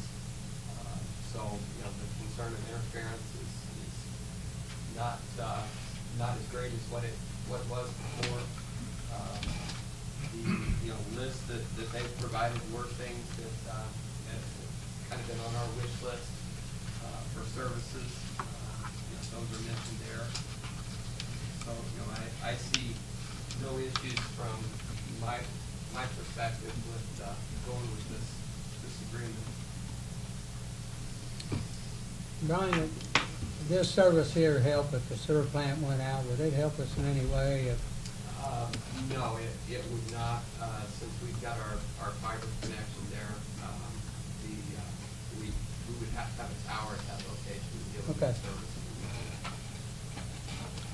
I was made aware earlier today that if we were to vote to adopt this proposal, I believe, Mr. Heller, we would need a 3/4 vote. You'd have to have 8 votes. Okay. So, with that being said, I know that Mr. Bratton has had a change of heart and is now willing to vote yes. He's been praying that all the rest of us change our hearts. I would like to see this brought back up for a vote when we have all 10 members Yeah, present, if that I happens. think we should be prepared to vote at our next meeting, because, Can I make you a know, statement? Miss you. You know, and I said this to Dan, and he said, I understand that, and I'm still going to pray that you'll have a change of heart. It didn't work, But probably. It didn't work, by the way. But, you know, when we consider that if we're making decisions on new innovative ideas and new technology because we're fearful of liability, I think that we are really doing a disservice to the community. And you know, whether I agree with it being on the water tower or not, this is something that's good for the constituents. And there's liability when you get up and you decide to stay in bed in the morning because you're scared you're going to have a liability case and a damn airplane falls on your house, you know. Or you go out on the highway and you think, oh, I don't want to drive because there's a chance that I'll get hit. There's always risk you're going to take. Some are higher than others, but at some point we have to think about the community. Well, it's gonna help a lot of kids. Yes. You see Yes, kids in now the going low-income to areas. restaurants, May I comment? I'm sorry. I and know it's public. that, If Do you you, mind if I comment? after we finish up here, if you let Mr. McComb finish his statement, we'll get to you. Thank you. I mean, we got a lot of kids that's going different places, this is that. They get it. I see them out beside the Legion on the picnic table with their phones. I see them going to Cindy's. I see them walking this place and that place because they can't get it where they're at in the quarters, so they have to go where somebody's providing it to them. It'd be nice. I've had a lot of parents to be nice if they could get it. And one thing I like about it, we got 4 local guys there. And Yeah. I know Ian and them I coached in Little League, so I'm kind of partial to them, but they are a local company. And You coach those boys in Little League? coached them. I've been coaching a long time. Ma'am, could Danny, you? I coached my boy that's 50, so that tells you. That one on the end I sent home when he was But, real little. You know, it's something I think, I know a lot, go to Ada, go to Camel Hill. My nephew is the mayor of Ada, and they just love it up there. And if you go by and look at the water towers, it don't look bad. And how many people drive down the road and looks up at all the water towers? You know, I mean, you'd be surprised driving around town and look at all the trees at the hangar. Yeah. Dead limbs laying up there. You don't see them. I mean, I'm for it. I won't use the service, but I am for it. My granddaughter probably use it, but I mean, I'm for it. I apologize to them because I asked them to come to the last meeting, and I got sick that afternoon, didn't make the meeting, so I kind of shucked them aside, you know, and I felt bad about it. So I'm all for them. I'm pushing for them, for us to do it. Like I say, I'll go with whatever the council wants. I think we have a comment in the back. I didn't mean to interrupt. No, that's all right. I've been waiting a long time for this. I guess I should have used sooner. I live in Murfreesboro. I've been a resident here for 50 years. I live in front of the shoe factory. For those of you that don't know me, we've been waiting a long time for a lift to come in here. I'm sorry. We've got it at work. It is unbelievable. Everybody I've talked to says it's unbelievable to have it. I have Frontier. It is, pardon my French, I have been down for 3 weeks. I have 2 boys, one at SIU, one at John A. 99% of their homework and their tests are done online in the evening. We can't get online. You're looking at 20,000, tuition. They want tests. They can't get on there. And I have spoken with Frontier on several occasions. I know there's media companies. Who else? I would rather go with a local company that I know that I can talk to and get my stuff fixed. No one that I have spoken to has said anything about having problems getting their things fixed on the rare occasions that they're down or hit by lightning or whatever. Exactly. Frontier has told me that they will no longer credit my account even though they've got congested lines, and that's just too bad. And they said, I will just have to deal with it and pay their $40 a month for crap. Right. So please, when you talk about this, consider your citizens here and what their families are going through. I'm sorry, I have been round and round with Frontier, and I'm so tired of waiting for somebody to come in that's good. Please let them come in here and fix our internet. Thank you. Thank you, ma'am. My Frontier was out for 3 weeks, off and on. I had a private contractor come in and tell me that the speeds that they were selling me, I would never get, which I knew. The next time, if we went out 2 days later, they told me it was gonna be 2 weeks before they could come out to see it. Now, the Frontier office is right down the street from my house. 2 weeks. I called at 8 o'clock at night and talked to Phil. Phil picked up the phone at 8 o'clock. I just wanted to know what their hours were. He says, you know, I know exactly where you live. I'll come over in the morning and check it out. By 10 o'clock in the morning, I had internet, and it's not been down since in the last 2 years. Good. Not once. They send out emails if they're going to be shutting a tower down to fix it, and it's usually in the middle of the night. Yes. But they send emails all the time. They're very communicative. They're local. I love it. I think it's wonderful. And I think if we don't do this, I think it's gonna hurt us. I apologize if my voice cracks a little bit, but kind of nervous myself here. So, you know, one of the things that the council has to consider in all this is what's in it for Murfreesboro. And obviously, we've attached things in the addendum to the agreement. That's kind of a grab bag of things the city may or may not be interested in. The city could opt to not go with any of those services, and we do have $6,000 a year in new revenue, which we're kind of might flip off of Bratton, our side a little bit on this. I'll take the money. But you know, what I'd like to point out is that we, you know, on top of the things that we have in the proposal for the water towers, I mean, we've been a Murfreesboro business for 8 years, and we have actually been investing into this town out of our own back pockets across that entire 8 years. So, I mean, we've sought out the park. You know, there was no cost to the city. We wanted to put that service. Murfreesboro Baseball. Several locally owned and operated businesses have Wi-Fi provided by us at either little to no cost for their patrons. We provide service for the Big Muddy Brew Fest for Friends of Murfreesboro every year.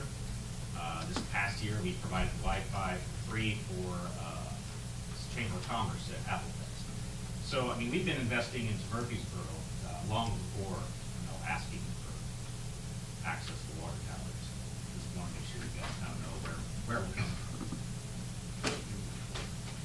I guess we'll put that on the item for the next meeting. I think, Have we changed Dennis' mind yet? Alderman Bratton would like a dollar value on that. Would that addendum be A. Maybe possible? you could get that Yes, sir. to. We would probably need to meet with Brian. The reason there's no dollar amounts attached to some of those is, for instance, things like Wi-Fi, you know, downtown Wi-Fi could be a potential. There's a lot of variables that go into play with determining the cost. So for instance, to say we're gonna have Wi-Fi on Main Street, that could be a very low cost depending on the density of people you need to be able to access that system at the same time. So if you want a type of system that will support, let's say, 20, 30 people on at one time, that's gonna be a very different cost than if you want to be able to say, it's Apple Festival and we want 3,000 people on free Wi-Fi. So we couldn't just give you a blanket cost without knowing the full requirements of what your needs are. So that's why it's kind of just more like these are the things we can do, and then you guys we would discuss fair market value with you, and you would say yay or nay. In the meanwhile, there's $500 a month in revenues with zero service. It's coming in, Right. whether we have services or not. Right. Extra services. Have you changed mine? Can we go Are there? you good with that? Yes. I've got about, I don't want to go through them tonight, but I got about 7 or 8 things about the contract language that I'll get a memo to you and the Okay. mayor on the next couple of days, so we can look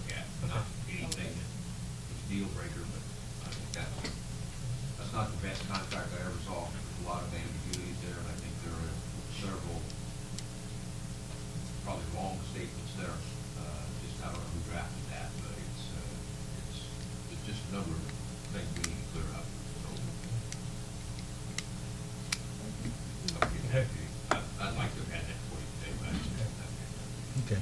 Is there any more questions about Bloomfield this evening? Okay, the next item on the agenda is the review of the pricing for the new trash receptacles, and I believe Alderman Hughes Yes. has some I'm in the right information for spot us. now? Yes, you are. Okay. Trudy Johnson had contacted me about some trash receptacles. I brought this to council last meeting on the west end of. Thank you, the gentlemen. East end of the Walnut Street. Thanks, you guys. Thank you. Thank you. Darren and I have, and Sandra has helped me with some catalogs and such, done some research on cost. There's varying ones too. I talked with Scott today about Main Street. Perhaps we really don't know who funded them the first time around. Nobody can remember for sure. Do you know? It was Main Street. Was it Yeah, Main Street? it was real Well, Main Scott Street wasn't funded really it, yeah. sure. It's been good long time. It was. Same time they did the planters, I Right, think. right. But anyway, they're gonna meet soon. I gave him that information, and he is going to put it on the agenda for Main Street to see if we can find maybe a way of helping fund for those. I'd like to see us put 2 or 3 down on that end of town, just because it's the main place that they come in. They think a lot of them from my research. But there are some varying kinds, and before we would purchase, I think we also should talk to Public Works, because the ones we do have now, they do hold water when it rains a whole lot. It makes it pretty heavy, I think, for the Public Works guys to empty them out, and they get all wet, so I think that it's something that Scott's gonna put on his agenda for the Main Street, and see what they can maybe help us with, and then we need to really look at what kinds we might want. But I truly think it's a good idea to do it. Yes, Scott. I drove down, look, there really aren't any east of the courthouse. No, there aren't. I mean, it's No, not- there are I mean, not. it's Jim not and I just down did there, that right. the other day, and he Yeah. said, well, I haven't seen, we're coming into town, actually. Right. We're going west from Carbondale, coming into town, and it was up to the courthouse before you found it. Yeah. So, yeah, the answer is, yeah, the more the merrier, but they think a lot of them. The one I actually found that are really very, very much like what we have is and the cheapest one I could find, and that one was $584 a piece. So I think that's pretty high. And some of them were much more than that. So what I don't want to do is, say, oh yeah, we want 12 of those. But we just, maybe they can research too and see if you can find any cheaper ones that are curbside. Have some curb appeal? Appeal, yeah. That's all. Anybody else have anything to add to that? Okay, with that, any comment from the public? Yes. Just want to say something else about Flip Network. I've been a customer of my own for about 3 years. Same thing everybody else is saying, customer service, local guys.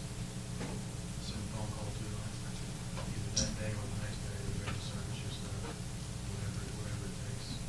That Flip, that CDs, that day, awesome service. I just think it's good for the city. You guys, because we're talking about investing back in Jackson County, Jackson County growth lines. You guys want to bring businesses into town, I think this is a step forward for the city. I think it's something good. Thank you. Thank you. Was there another comment over here? I want to make a little bit of comment on the art sale thing. I know it's within city code, advertisement on utility poles, which they do quite a bit. Okay? And also with the groups, with the collectibles and antique people, well, I've never heard of an old washing machine, old refrigerators. Are those considered antiques? It's not just antiques, they have resale. Resale? It's resale and antique. I know, but it really makes us. Oh, I'm bringing that, so I'm not questioning that. Putting them on the curb, I also know that it's in the ordinance, because I own a craft shop where the pie shop is down, and I wasn't allowed to put anything on the curb, because I would've got a ticket. So why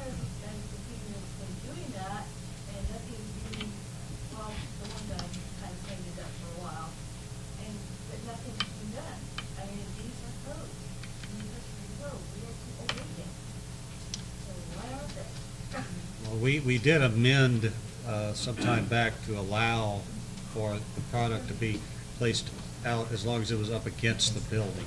Up to 30 inches. Up to- I Up think. to 30 inches. Yeah, out. So it's been a persistent issue, to say the least.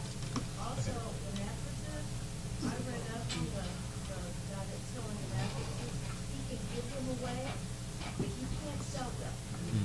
It's against state law, and he's selling them. So, there you go. Okay. Thank you very much, Kathy. Thank That is all that is on the agenda for public engagement tonight. All right, that takes us to Public Works, chaired by Mr. Dan Bratt. Okay, under old business, I'm gonna turn this over to Mr. Sheffer. Update of the Osborne Street extension. Yeah, this is turning into quite an ordeal, trying to get IDOT approval, but they, Bishop and Elmo did revise their layout of their parking lot, bringing the entrance in on the north side. Sent that back over to IDOT, and now they're concerned, I'm assuming, with commercial development in that area. One of the questions they asked is, have the streets been vacated? So I'm trying to get in contact with Travis Emery and try to get this all worked out. They're asking for a business plan now. I mean, I don't really know what they're trying to go for here, but maybe we'll try to iron this out with them. Seems like IDOT just, I don't know what the T stands for anymore. It's a limited access highway, and so they do have extra concerns about things like this. Commercial setbacks are different than residential off of 13, so, I don't understand what they're trying to go for here, but we'll talk to them, see what works out. Okay, thank you. Next item we have is discussion regarding the upgrade of the 7th Street lift station. Mr. Stewart, would you like to inform us of that, or you? Well, I think it's come down to either we do or we don't.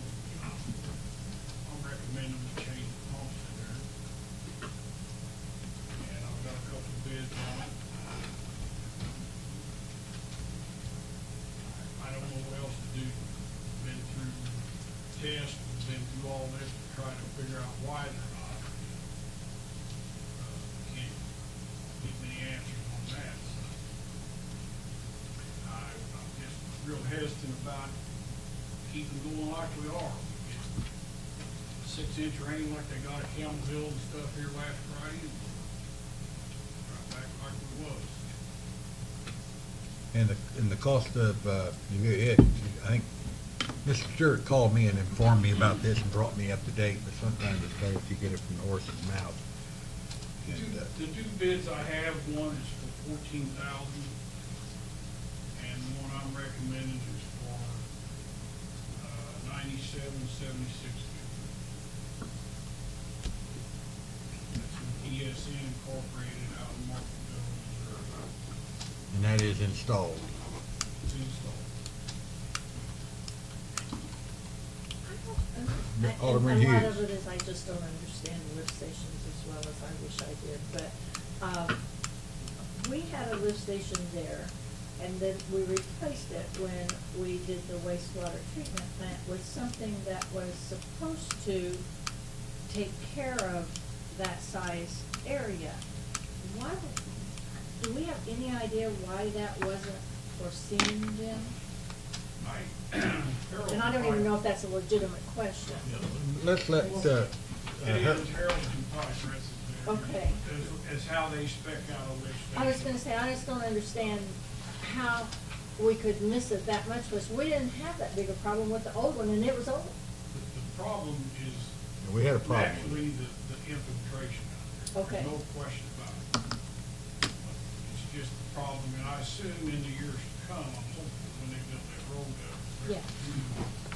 they will put a new line down there, which could take care of most of it.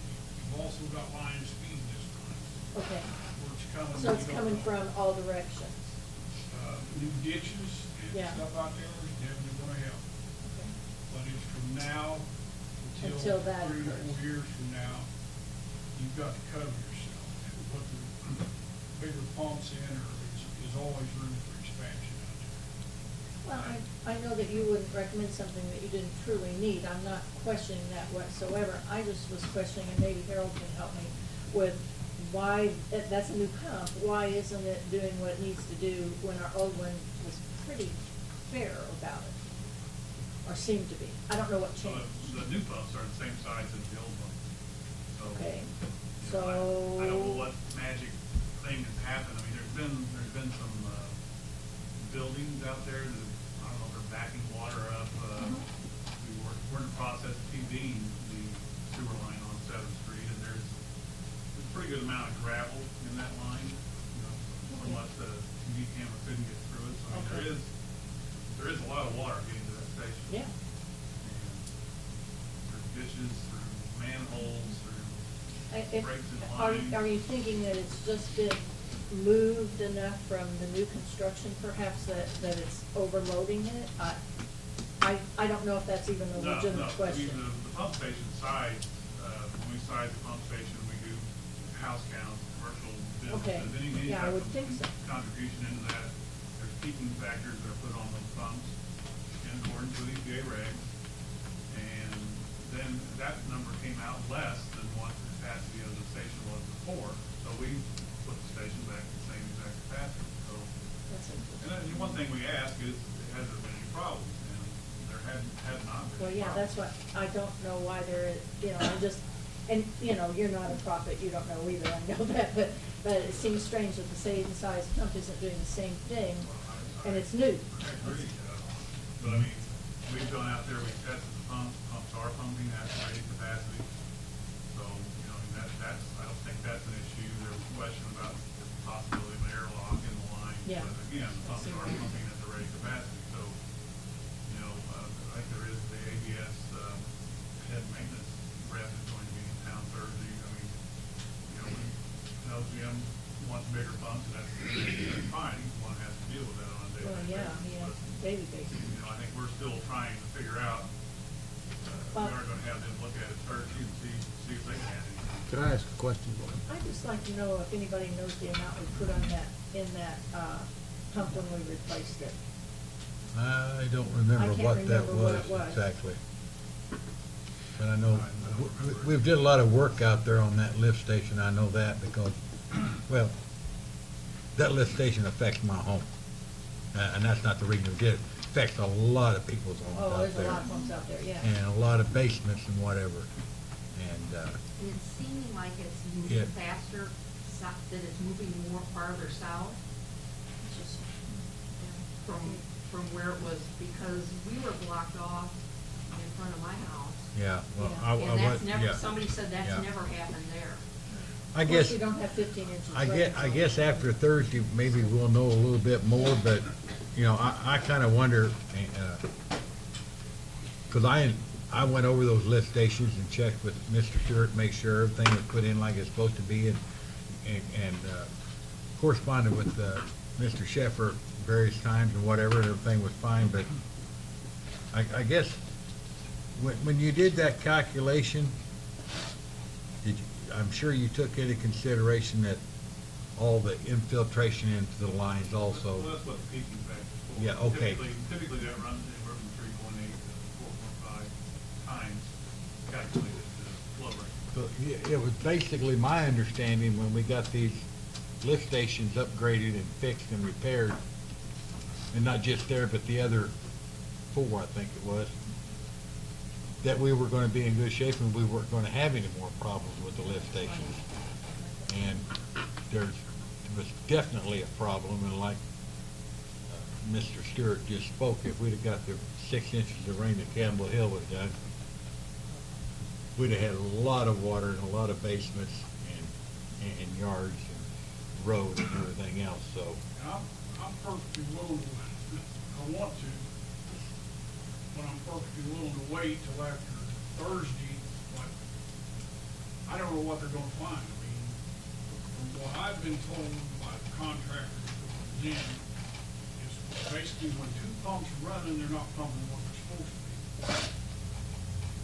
So my question is why? And we went through 3 or 4 drawdowns, testing, and we've still got problems.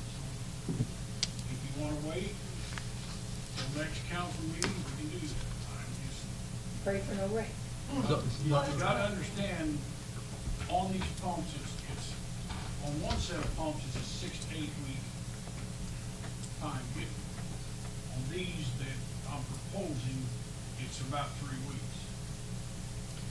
Jim, can I ask Puts us another month down the road, but what, so if we buy the pumps for $9,700, and those would replace the pumps that are in the lift station currently, yes, what can we get out of the pumps when we pull them out of there? I assume they have some value. well, they would, I'd be glad to look into that. I don't know, right now, we got a brand new spare, plant for that. All I'm saying is that we got a $9,700 cost, but after we sell the old pumps, you know, our true cost here, if you want to offset it with that, is not really $9,700. I don't know what you can get for them, if you can get $2,000, or if you can get $10, or... But the other thing, I talked to him about, the boot camp lift station. He had talked about refurbishing that station, and they've also looked at the possibility of converting that to a submersible station. So these pumps are rated the same as the capacities out there. Now, I guess you could say maybe they're not pumping what they should. And if we pull them out of there, the first thing I'm going to do is have them sent back to the factory. These pumps come out of the factory with certified tests, says they're pumping this amount. And so when they get here, we know that they've been tested. So that would be one of the first things I'd suggest doing. Mr. Bratton, you're a chair, you want to buy some pumps? I don't want to, but it's another unfunded expense that we've got, and I'm gonna hound on that until you kick me off of here or 3 years. I hated it, it's my time to say this, I hated to bring it up. Timing was very poor. But the thing of it is, if we've got a brand new one still in the box, that one we may be able to get some true value out of it by sending it back. Yeah, we may have to pay a 15-20% restocking fee, but still yet, I don't know how we can get by without it. And I'm personally involved in it because it affects my home too, but not just my home, a lot of homes and taxpayers. Just a second, just 1 second, Mr. Gladden. Yeah. Yeah, a couple of dots. Huh? I'm trying to connect a couple of dots. Okay, just 1 second here. Is there any more comments from the council? I have a question. Yes. So is the problem with the pump now, they're not pumping what they're supposed to be pumping, or they're pumping as much as they are supposed to and it's still not enough? Both. And the reason I say that is my understanding is they're pumping individually what they're supposed to pump. Now from what the contractor told me, when the two of them are running, they're not pumping. And that's what they can't answer. I don't know why that is, but anytime you get high flow, you're gonna have two pumps running. And the other statement I can make is, as long as I've been here and dealt with that out there, I've never had to pump out of that station manually. And we had to this year. So that's all I can answer. Is there any other question? Mr. Glad. Thank you, Dan. I'm trying to connect something. The engineer said before that you're trying to camera and you can't get the camera through. Does that have any direct effect on the output of this? No, that's a different thing. But those lines surcharge during arrangements anyway. They're big enough backs up the entire lines up. Thank you. It would be my recommendation that we give Mr. Sturt the authorization to order the larger pumps and try to get bids on what we can get out of the pump that we have on the shelf that's brand new. So do we need a motion to? I would entertain a motion to that effect. Question, hold a second, we have a question? I'd like to wait until after that person comes on Thursday, though. Okay, what We could make a motion to that effect. could we make it to be after Thursday? If it's recommendable, accept the bid for $9,776.50 and purchase the largest pump if it's recommended by the, after the visit on Thursday. Do I have a second? I'll second that. We need a roll call on this, or? All in favor, aye? Aye. All opposed? Ayes have it. If you could contact me, you or Harold or both of you after Thursday, so we find out something, so if, we'll go from there, and if we need to get them, then we'll do that. Okay, let's, do we have some bids to review for the lining of the sewer lines serving Stephen Lane? Pardon? We don't have bids yet. Okay. So bids are out. I did find out some information though. The more sewer line feet that we do, the cheaper it is. What I mean to say is, you come in town and do 300-foot section, it could be $50 a foot. If we would do 3,000 feet plus, it could be $25 a foot. Oh. So we can get actually more done for our money if we find some other spots. When this company comes in town, it's really more than just one place. Well, let me ask you a question then. Because, and correct me if I'm wrong, it's my understanding when we had the break in Tina Drive, what we did, we repaired that section, am I correct? Would a liner for the rest of that, would that help us, or it would? Well, then would it not be possibly cost effective to get a price on that also? Well, from what I understand, if it's the same diameter sewer line, in this case, we're talking about 8 inch. Uh-huh. We could find as many 8-inch lines up to 3,000 feet or more. That we have to do, whatever your dollar amount would be, like, give me a dollar amount or vote on dollar amount, and try to hit that target. Why don't we find out what it was gonna cost just for the Stephen? And then find out if we go up. Just for Stephen Lane, it would be at $50 a foot. Okay, do you have any idea how many feet we got there? About 300, isn't it? 265. So a little over almost a little less than 14,000. That price break, I mean, is it tiered, like, is it, What I mean, so- is it only up to Does it go 3,000, from- is the next tier Double that, price so it's break the at same product. 3,000 That's feet? what it's cheaper. Yeah. Right, we could get double that. It's mobilization more than anything. Yeah. They pay the same amount of money to mow the T-mow as they would for 2,000 feet or 250. Okay, well, if you have the time and don't mind, it would probably be very helpful to find out if we did 3,000, it's $25, is that right? So that'd be $75,000. $7,500. Exactly. 75,000. About 75,000. Ooh, no. Oh, we can come up with it. No. See, I like your math. If you No. double that, it's the same price because it's going to 25, not 50. Well, but I don't know where the cutoff is, if you have to go to 3,000 to get that half cutoff. 2,000 plus. 3,000 plus is where it's half. Is there another tier in between there that brings it down No. to like 20. No. 15, 10. That's the cheapest you can get. If we do 50 miles, it'll be free. Free. Now, if you do 50 miles, they're gonna pay us to take it. Mhm. Okay. But I'd be happy, it wouldn't take me long to come up with 3,000 feet of sewer line. Well, I would say this also, and that's that $75,000, a lot of money, right? But, again, so if Stephen Lane collapses or Tina Lane Drive collapses or whatever, we're gonna go down there, we're gonna fix it, we're gonna pay that money. So we either pay it now, we can pay it later. Is Tina Drive 8-inch? I mean, Yes, so- it is.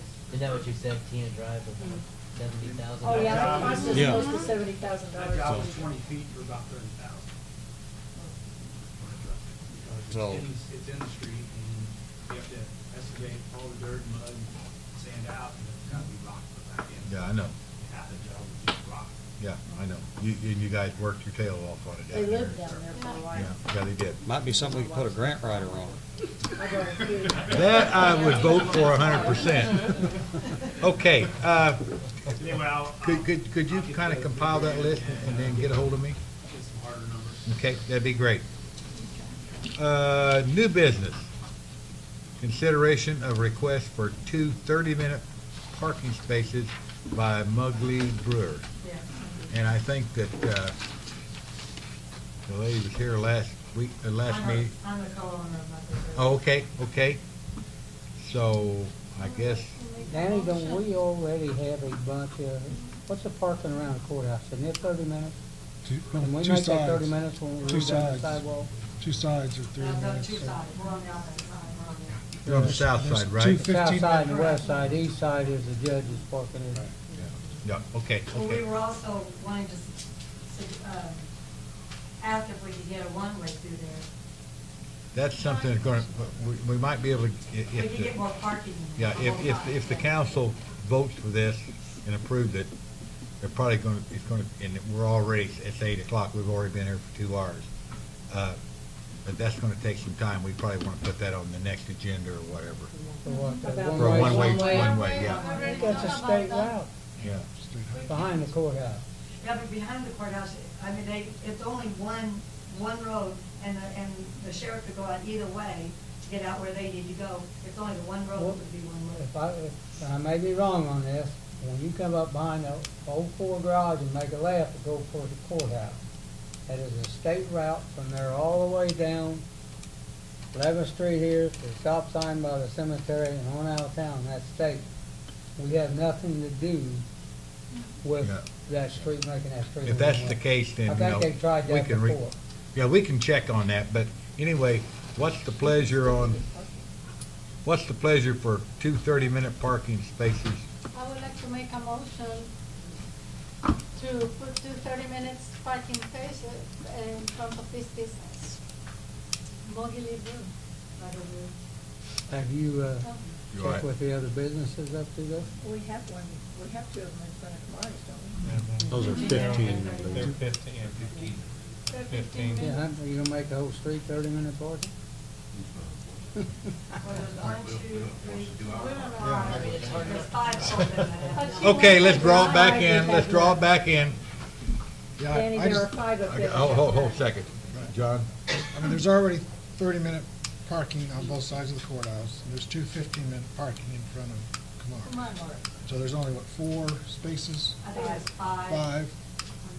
I think it's 5 or 6 beyond the 2 that's 15 and 30. I mean, you know, when there's business at the courthouse, it's, I mean, I was there today, and the 30-minute parking, there were only 2 cars on either side, so there was plenty of 30-minute spaces open today, this afternoon. Yeah. Well, we have a motion on the, There is a motion. We have the courthouse always parking in front, and they stay there all day, the Yeah. employees. Yeah. The employees, and so we're stuck. Okay, we got a motion on the floor. We got a second from Barb Hughes. All in favor, aye. Opposed? No. Let's roll call it. Wayne? Alderman Hughes? Yes. Alderman Curry Witzman? Yes. Alderman McComb? No. Alderman Urbis? No. Alderman Bratton? Yeah. Alderman Bastian? Yes. Alderman Campos? Yes. Alderman Pittman? No. I believe the ayes have it. Okay.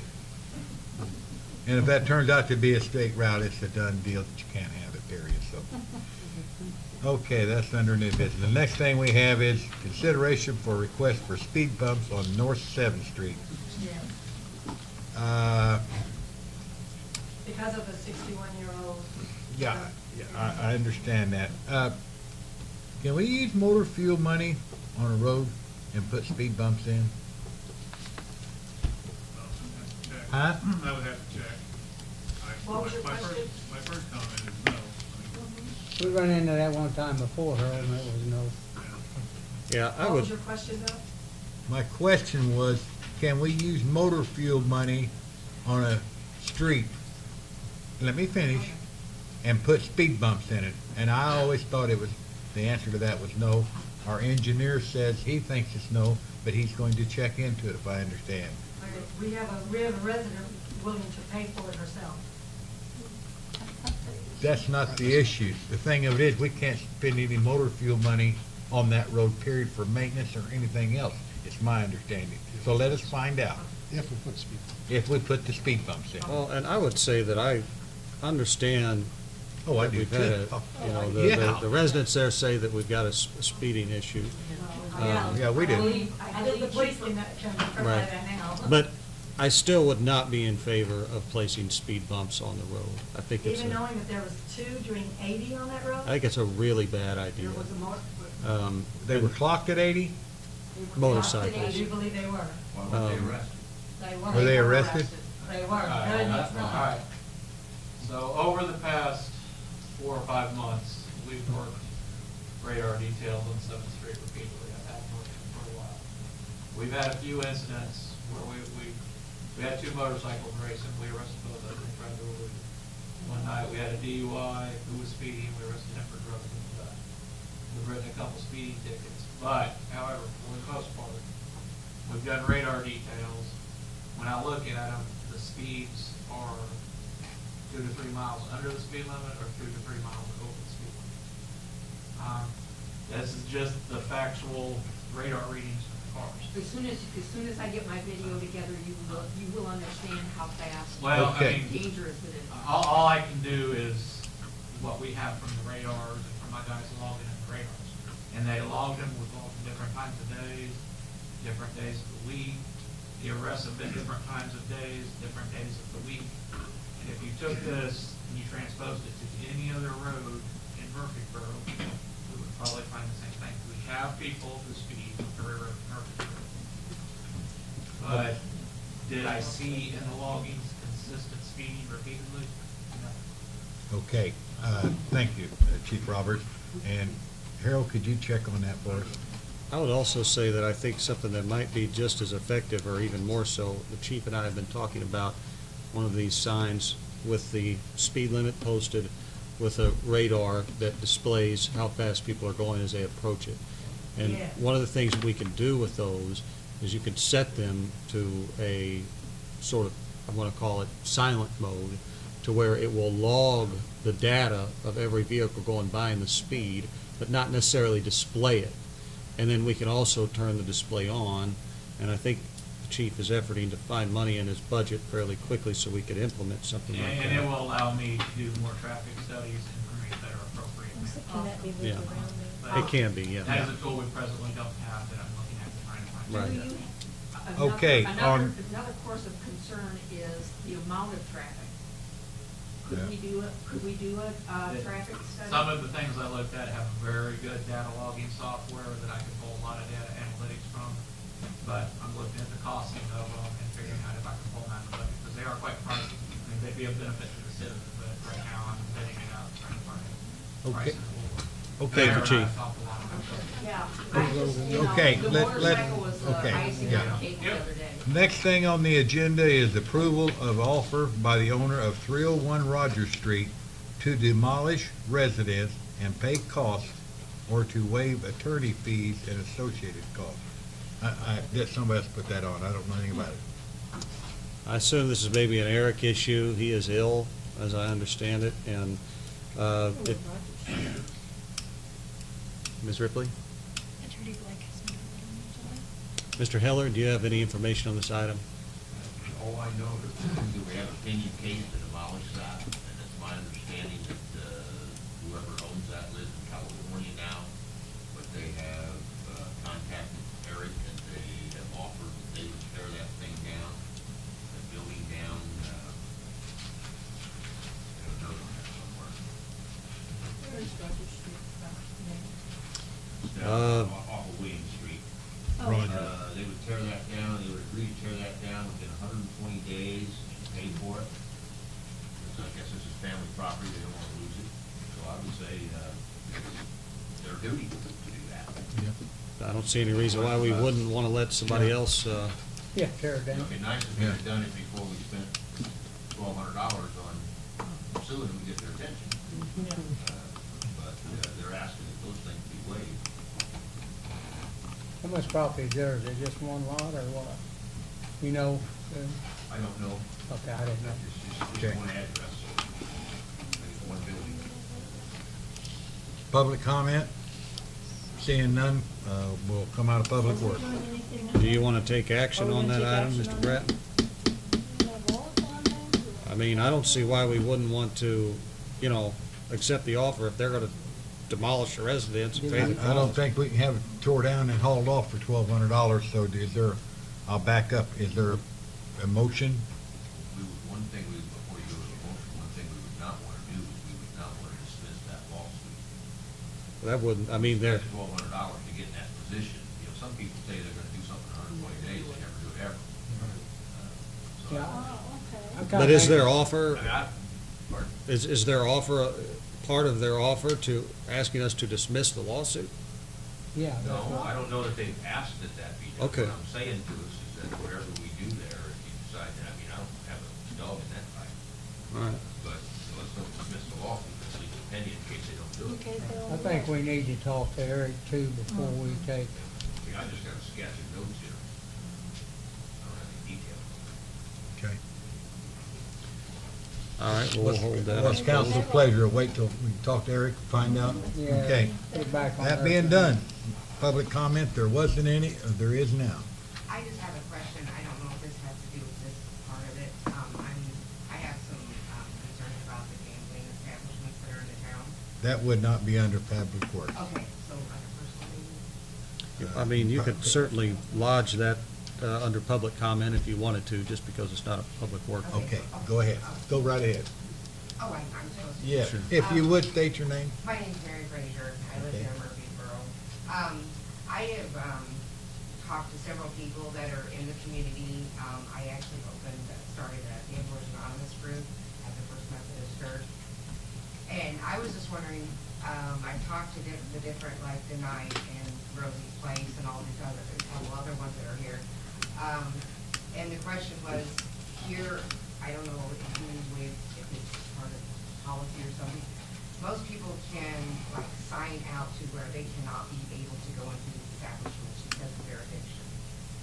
Do you have any idea if that is something the city, it's a city, you can go in there and sign off at these big casinos. You can go there and say, I'm a lifetime, I want to sign this contract that if I come in here, I'm supposed to leave. That they're not allowed in this establishment, and they have them here in the Murfreesboro. And do you, Not that I'm aware of.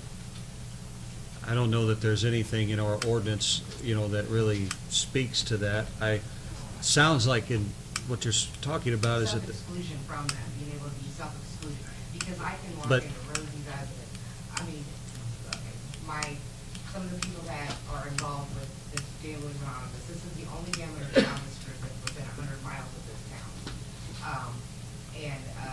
People can't walk into, like, you can go into Rosie's and say, I need to sign a paper that self-excludes me to come into your establishment to gamble, because it's part of their addiction is, is to be able to exclude themselves from the places that they're going that is causing their problem.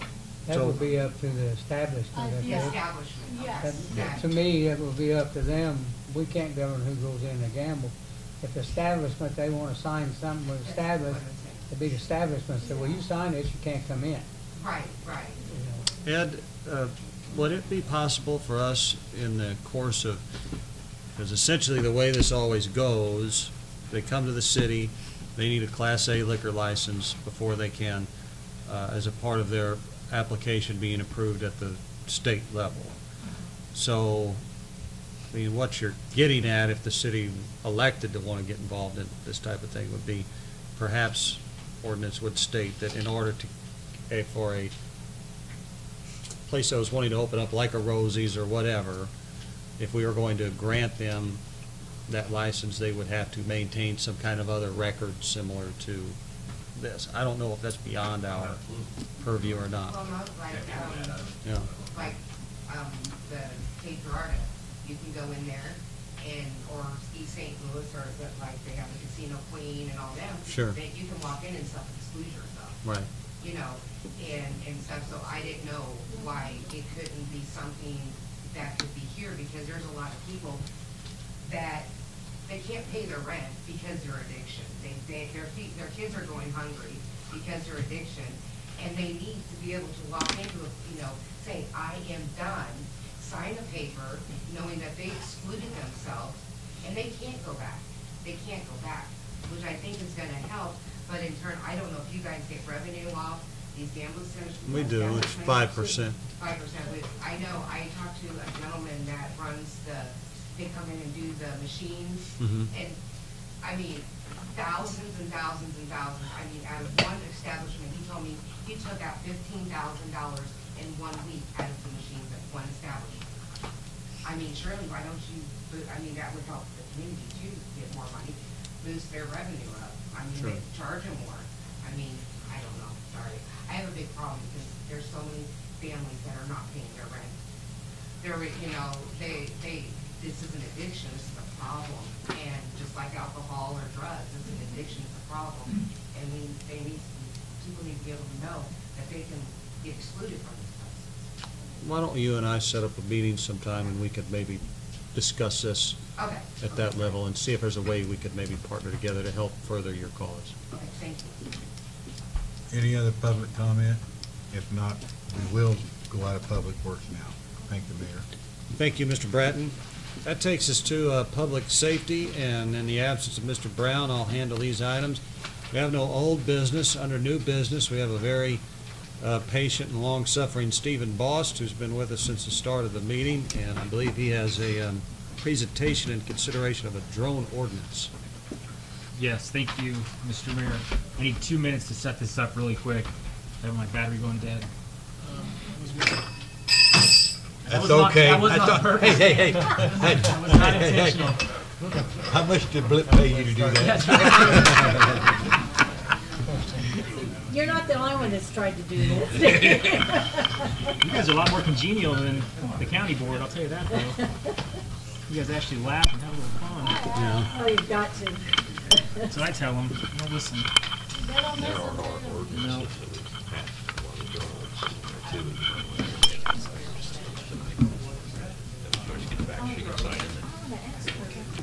Are you meeting United Methodist? Are you meeting what day? The spelling? Yeah. Chief just pointed that out. We'll change that back. We'll change I didn't know it. you were meeting there.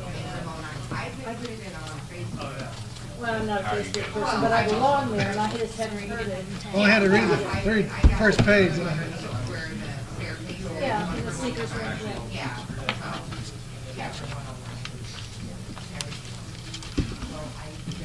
There's electrical outlet. There it is. Brian thought of everything. Yeah. Pretty good. I'm thinking what you're thinking is, they would have to agree to have Some sort of, no fly list. right.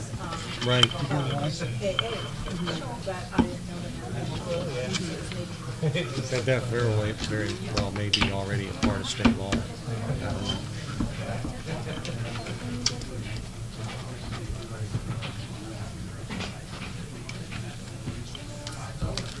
I don't know.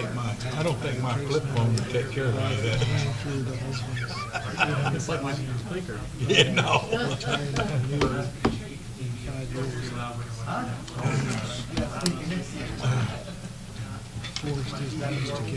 I'm sorry.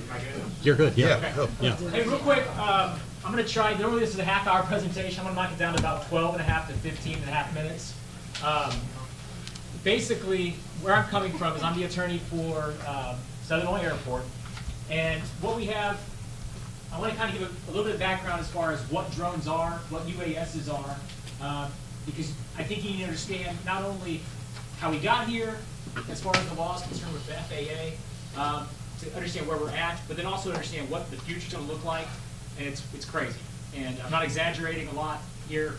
This isn't hyperbole.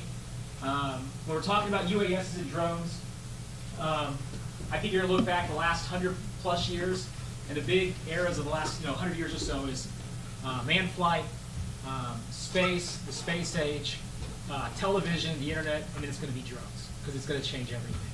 And so, as often the case, it's very difficult for us to stay ahead of the emerging growing technology to be responsive to public safety and health. Okay, and so that's the conflict. But I want to make sure they're on the same page, because some of you with military background may think of drones as enormous planes and platforms that you've seen. Some of you may think of Christmas and your grandchild getting something this big from Walgreens. It's all the above. Okay, so I'll get started. I'll try to keep this brief before we get into kind of what the airport's looking for. All right, so as far as what we're talking about as a drone, we're talking about unmanned aerial vehicle or unmanned aerial system. The early versions of the drones were unmanned aerial vehicles because it required human controls at all times. More and more we are now talking about UASs. That's how you will see it brought up in Congress with the FAA, is because now we have computers involved enough that it's no longer a vehicle like you drive a car, it's a system, like an operating system of a computer. They can be pre-programmed, they can be done with GPS. If you know about the agricultural field, there's huge developments there as well.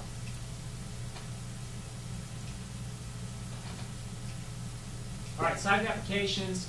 Right now, we have what we know as far as developments, but we know that there's the size of honeybees, right? They're getting smaller and smaller for espionage, for surveillance purposes. Tons and tons of money in the private sector and the defense spending sector developing these technologies, and also the size of our jet fighters. There's military, hobbyist, commercial. We're more concerned with hobbyists and commercial.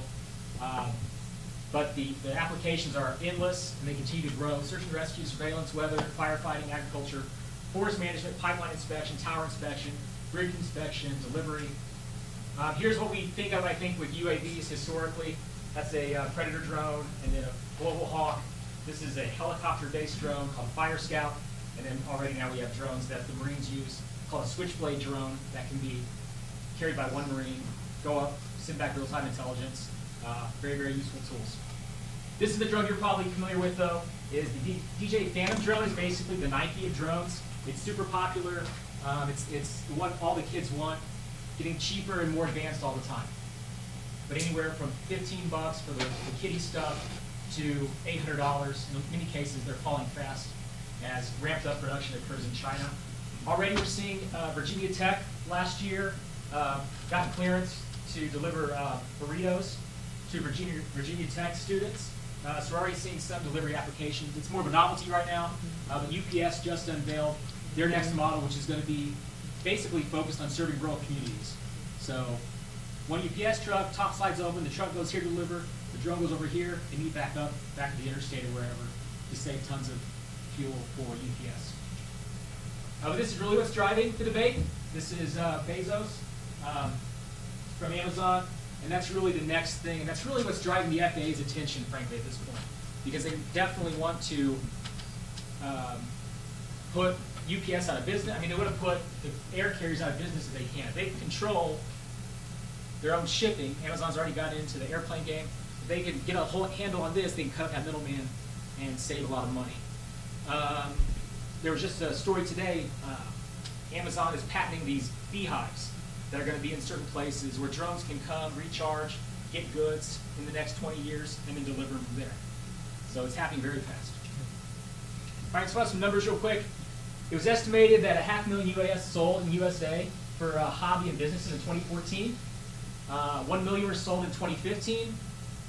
2016, 2.5 million sold. So that's not accumulated. That's just that 1 year how many were sold. It's an estimated that 7.5 million new drones will enter the U.S. marketplace in 2020. And it's going to have a huge economic impact for businesses, for both the platforms we're anticipating now and then the stuff we haven't even thought of yet. So the drone industry, very, very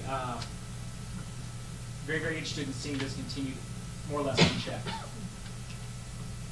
And agriculture, if you have a chance to talk to any farmers, the ability and it's mind-blowing what they can achieve really fast with faster processing computers, increased imaging capacity and capabilities.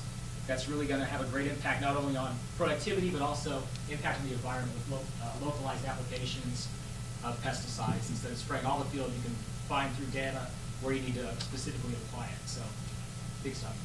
All right, brief history of aviation. I also teach aviation law. So, Kitty Hawk, December 7th, 1903. That's The Wright brothers, right? That's the first manned flight in the history of humankind outside of a hot air balloon. By 1914, we had the first commercial flight. First regular transport scheduled flights for passengers was 1920, and the first transatlantic commercial flight was 1938. It moved pretty quick, advanced really fast. We're going transatlantic by 1938 with only, 35 years before a success is a 1-minute flight on a beach in North Carolina. So technology happens really fast, and it's happening that way with the drones. This was the previous legal maxim that controlled airspace. Prior to manned flight, whoever owns the land possesses all the space above the land extending to the heavens. That was common law based on a previous Roman maxim. But then we see federal intervention. We see the Air Commerce Act 1926, Warsaw Convention 1929, 1938, Civil Aeronautics Act. And then this is where Congress declared a public right of freedom in transit and air commerce through the navigable airspace of the United States. Keep in mind, navigable airspace. And then we had the Chicago Convention on International Civil Aviation in the early 1940s that really set the standard as far as how every signatory would then implement future changes to aviation law in their own countries. And we implemented that international agreement with the Federal Aviation Act of 1958. Under this act, the federal government, the FAA, was given full responsibility and authority for advancement and promulgation of civil aeronautics generally, and they recognize that aviation is unique among transportation industries and its relation to the federal government. It is the only one whose operations are conducted almost wholly within the federal jurisdiction. Okay, so this established federal airspace, the navigable airspace.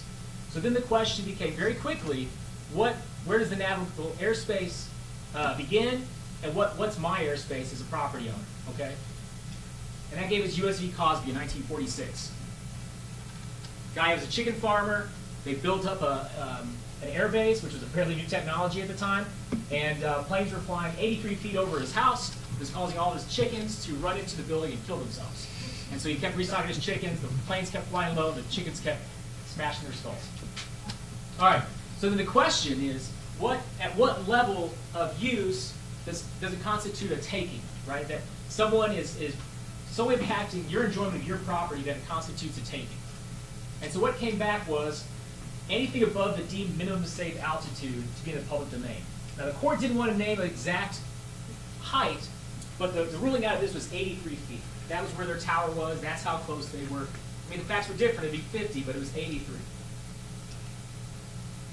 So what they gave us was the Cosby bubble. And basically, this idea is that people's property ends at the highest of their underlying land trees, building, and fences. So if you just have a fence row, compared to a barn or compared to a windmill, that's going to be your differences, right?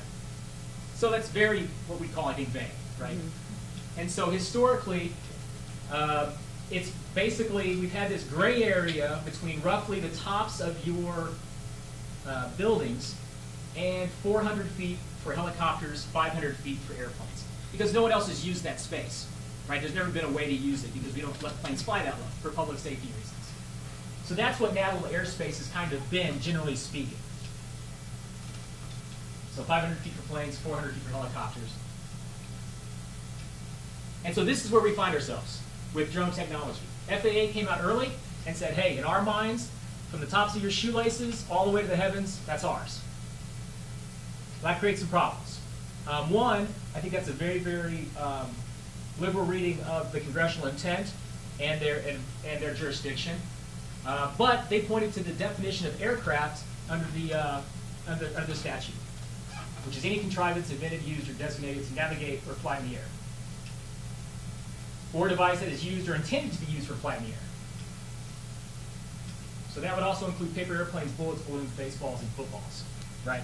So I think the question remains, is this what Congress had in mind to regulate when they came up with this language? So what we had here is we kind of have a very, very quickly developing technology that's selling very rapidly, that businesses are implementing to save, to make revenues, to do great things, to innovate. And we have the federal government scrambling to keep up. So we had kind of tire patches in 2005, 7, 8, 13, 14, as far as policy statements. The Section 333 came out, but finally, FAA Modernization Reform Act came out in 2012.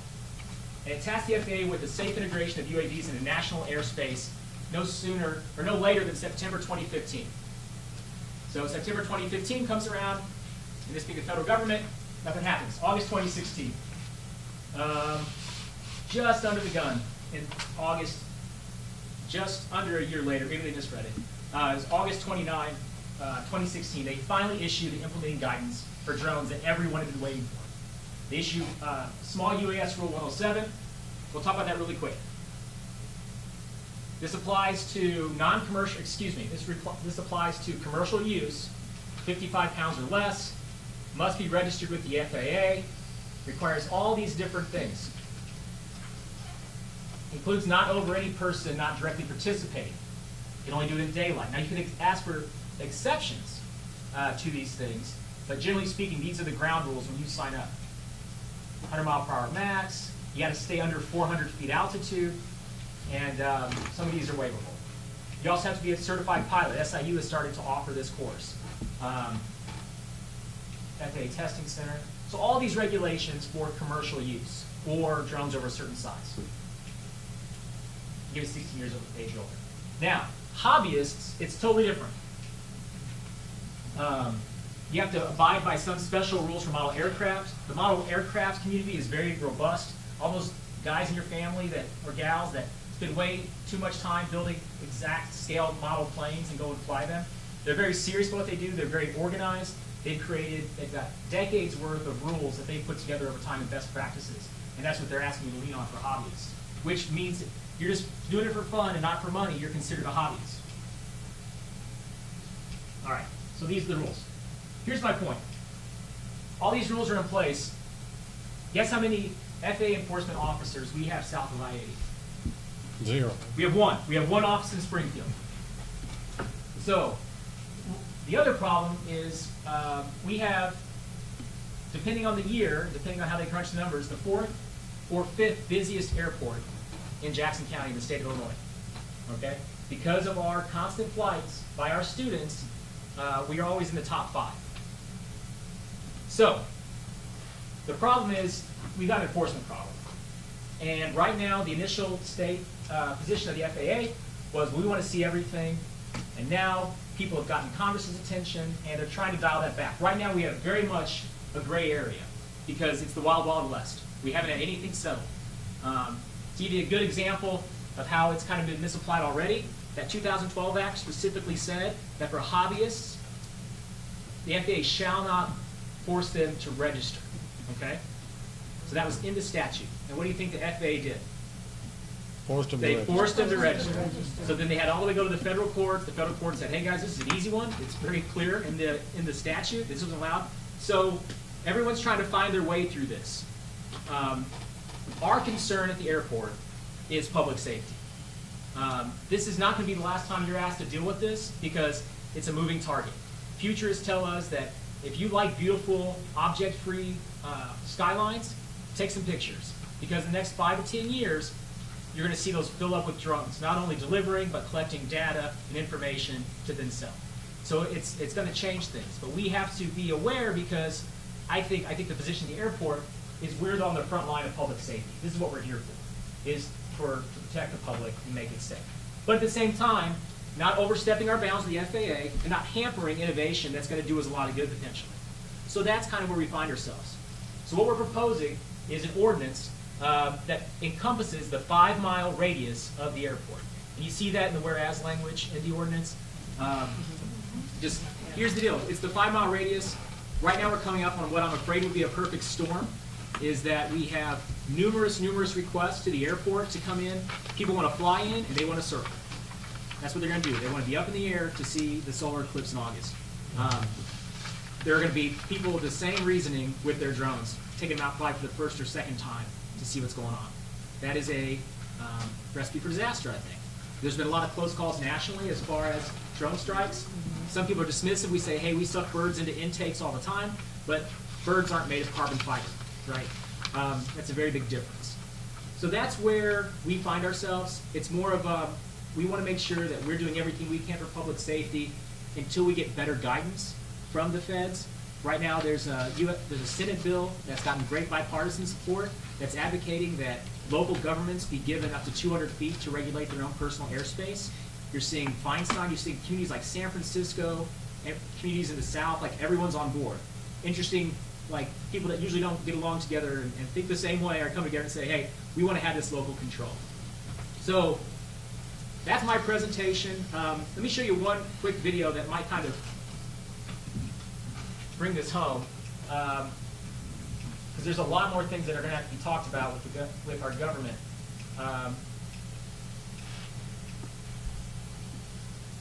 And I'm not saying this is a perfect fix right now. City of Carbondale is looking at what zoning options they have, because historically you can use some zoning to regulate aviation.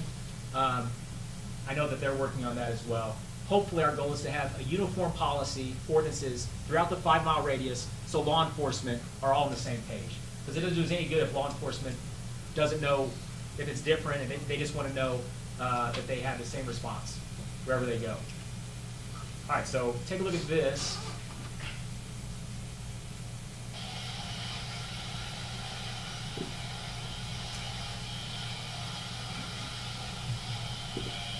So, pretty, interesting kid in Connecticut on his own property, attaches a flamethrower to a drone he made, and he's roasting a turkey. All right, so, kind of interesting. How about his next project?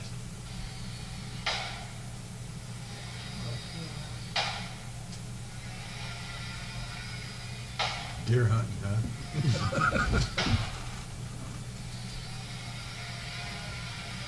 So this one got the FAA, the last one didn't really get the FAA's attention. This one did. The FAA subpoenaed him. They wanted to know how he made it. They wanted to have it all turned over. And it's a continuing battle in the courts, because his point is, that's my backyard. Those are things I own legally. I didn't bother anybody. How is this what Congress had in mind? And that's the question. So I don't have the answer on this. I just know right now we're in a gray area, and I think I would sleep better as the attorney for the airport, knowing that if something does happen, we did everything we could to ensure that there was something in place to give notification to the airport as far as who was in the air and why with what. And also to know that we had some kind of response that local law enforcement felt confident and comfortable with to police that area, because we know the FAA can't. Any questions for me? Go ahead. Is there a reason to expect that if we adopt this type of ordinance that there will be an expansion? Talked about that one guy who's running around, or gal, trying to enforce these things. Yeah. I mean, obviously, an ordinance at the city level would be enforceable by our city police. Right. But it still seems like it would be a very difficult thing to enforce, in a sense, because we talk about how small these things are. Sure. And if you've got one that's the size of this, gavel block or whatever, it's just difficult to see. Yeah. Well, and normally if they're not flying line of sight, you don't even know where they're at. Sure. So no, it absolutely is going to be difficult to enforce. But if you have somebody that they got picture evidence of them doing it, or they're recording them doing it, it's going to be a lot easier to call Murfreesboro Police and make a complaint than calling and leaving a voicemail in Springfield. Sure. Mr. Manwaring.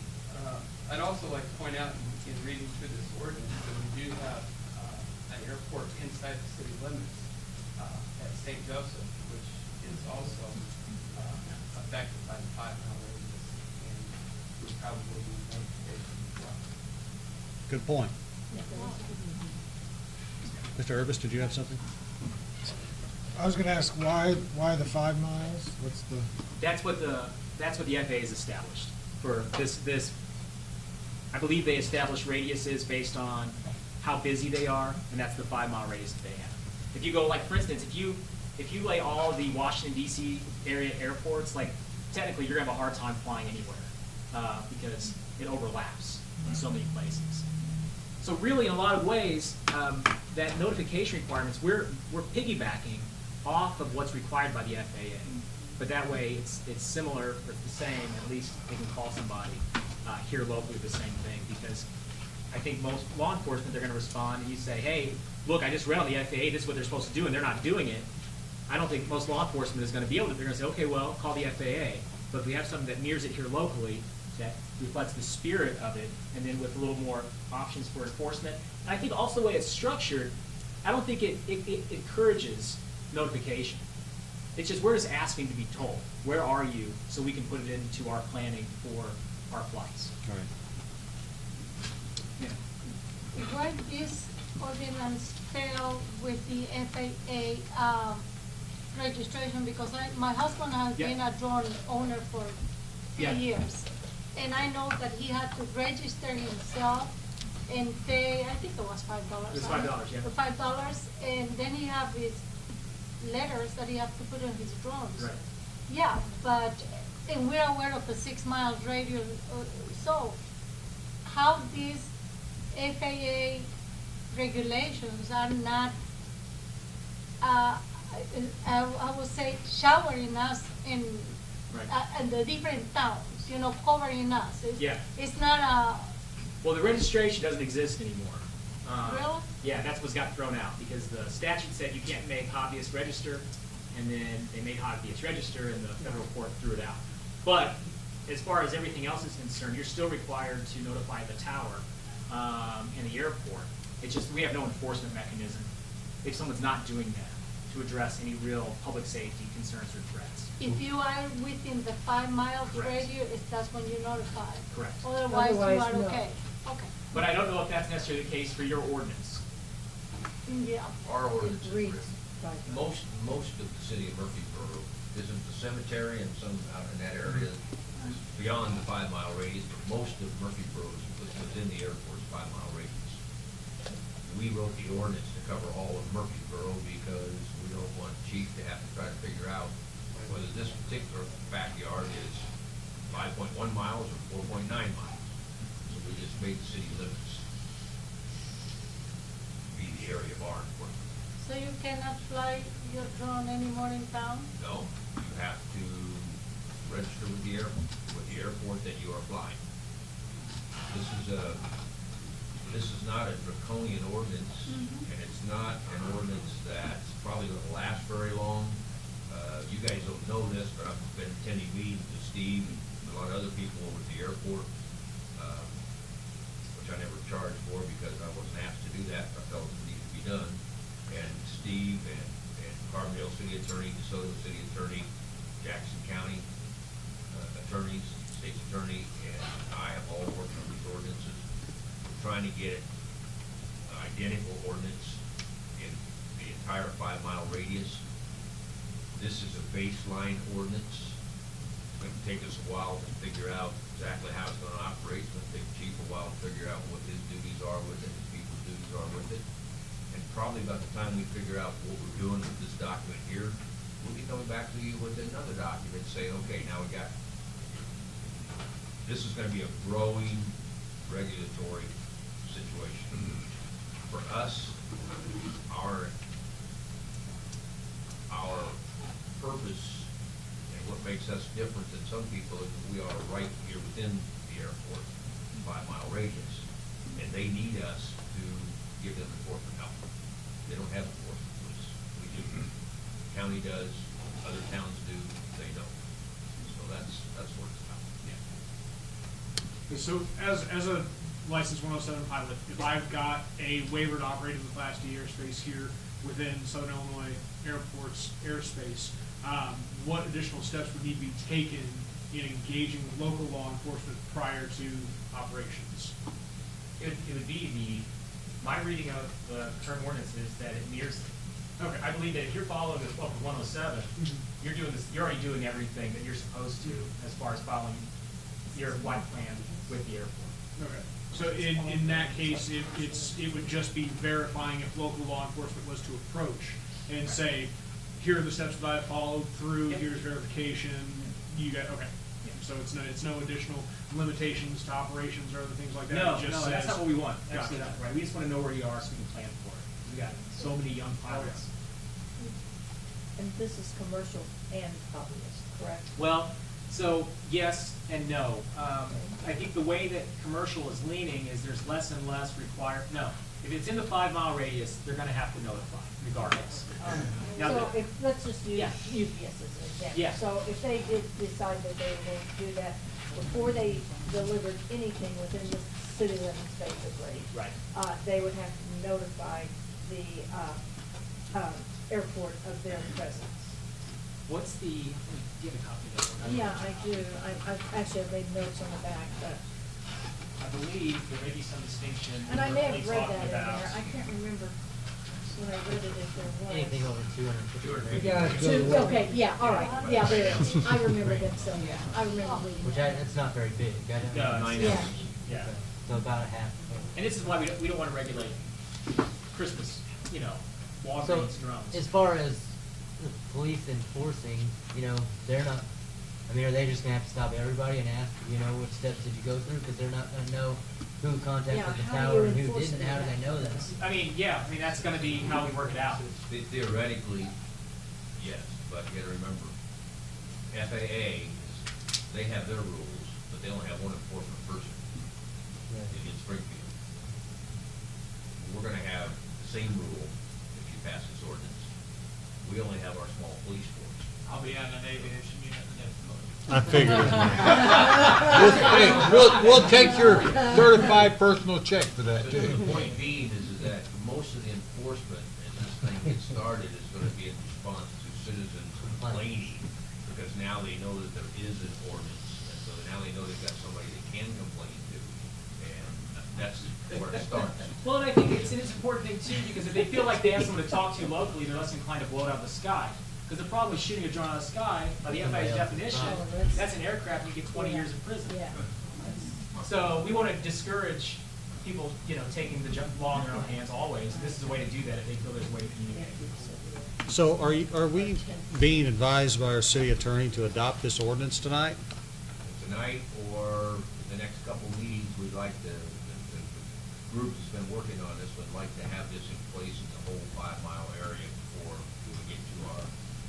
How many airplanes did you say are already registered to land in Carbondale? I think it was scores. It was, 200. Yeah, they were calling in saying, we're going to be down here because we want to circle during the eclipse at ground zero. And so that's what we're concerned about.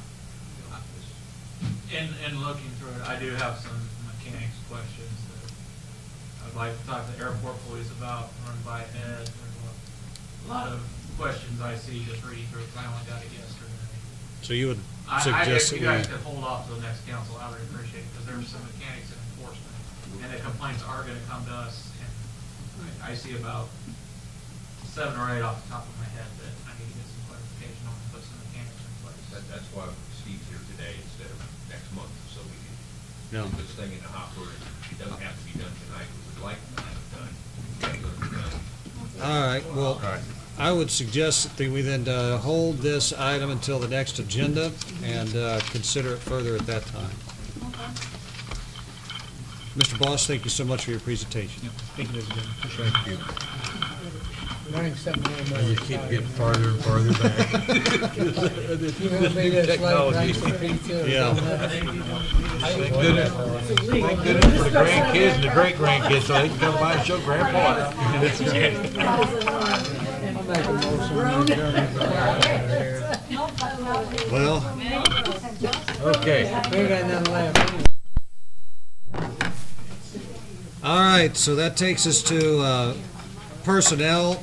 Ms. Hughes, I do not see any items here for There are no, consideration. items, although I think we'll need to go into executive session. I have nothing under the mayor's report. I'll go to council member requests. Ms. Hughes? Ms. Witzman? Mr. McComb? None whatsoever. Mr. Urbis? Not tonight. Mr. Bratton? Had a complaint at the development out here where the new motel is gonna go, where there's 3 flags flying and a monument and the weeds are 2 foot high. It'll be mowed this week. Okay. I just wanted to pass that on. That's all I have. Okay. Mr. Bastian? I have nothing. Ms. Campos?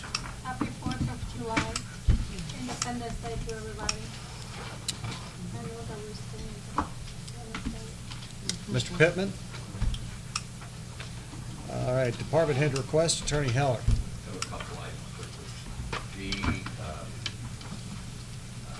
speed bump case, got the ruling back yesterday from the judge, we won that case.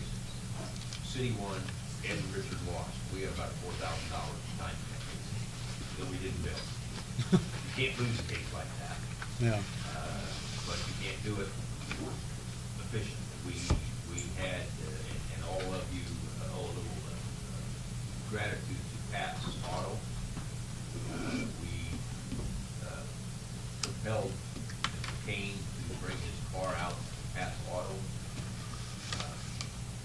actually the parking lot. When Richard was over in court, Mr. King was here, and Richard noticed that his car was sitting in the parking lot, right out here, while Mr. King was on claims court. So I went out to look at his car, because I knew there had to be something wrong with that car. Sure enough, it's real low clearance. I went back and got a measuring stick, tape, 2.5-inch clearance he had in his car. Well, got on the internet, 4.3 inches is what the specs on that car are. So I had him take it out to Pat's. Pat put it up on the rack, said, well, here's your problem. So much oil leaking under this car for so long that it has completely eaten up the grommet, the rubber grommet that holds the transmission main shaft in place. But that was dropping down on top of the muffler and pushing the muffler down. In addition, the struts on the car were completely wasted. And so all you had to do is put your hand on and lightly push down on the car, and it goes like this, because there's no damping effect on the struts. So Pat gave us an evidence deposition. I think the judge was entirely correct. The problem was maintenance on the car. I would suggest that we not get serious about speed bump on 7th Street. I agree. It just causes other problems. Good move to take the speed bump out. That one's done. Next item is the Marfio Alley. We got the ruling from Judge Grace this week. He entered our order compelling the Marfios to sign the dedication. They made a settlement with us. Came, we told them what the settlement was. You approved the settlement. We had Whiteside do the survey work. That was Marfio's surveyor. He did the survey work, presented it, and Marfio wouldn't agree that he wouldn't want to do it. Trying to find some way to not have to do it. What he agreed to do. So we put the question in front of Judge Grace on a motion to compel the settlement. He granted the order. Marfios now have to sign the dedication we presented to them, and that should be done. Of course, Marfios still have an opportunity to appeal.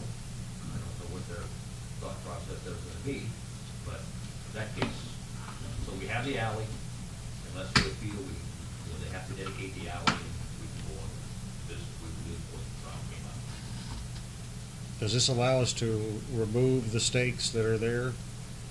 After the dedication, when they obey the order and sign the dedication, the stakes have to come out. Okay. And so, I'll be tracking that. And then if the stakes don't come out, then we write tickets. Remember, we wrote tickets before. The reason we dismissed those tickets is because, we had to get prescriptive easement right because the alley is not where it was platted in 1889. And so we were successful with that. That's done. Again, the city wins, big loss to Reed Heller Mansfield Groves because we got about $8,000 in time in that case if we want to charge that too. I won't ever forget that case.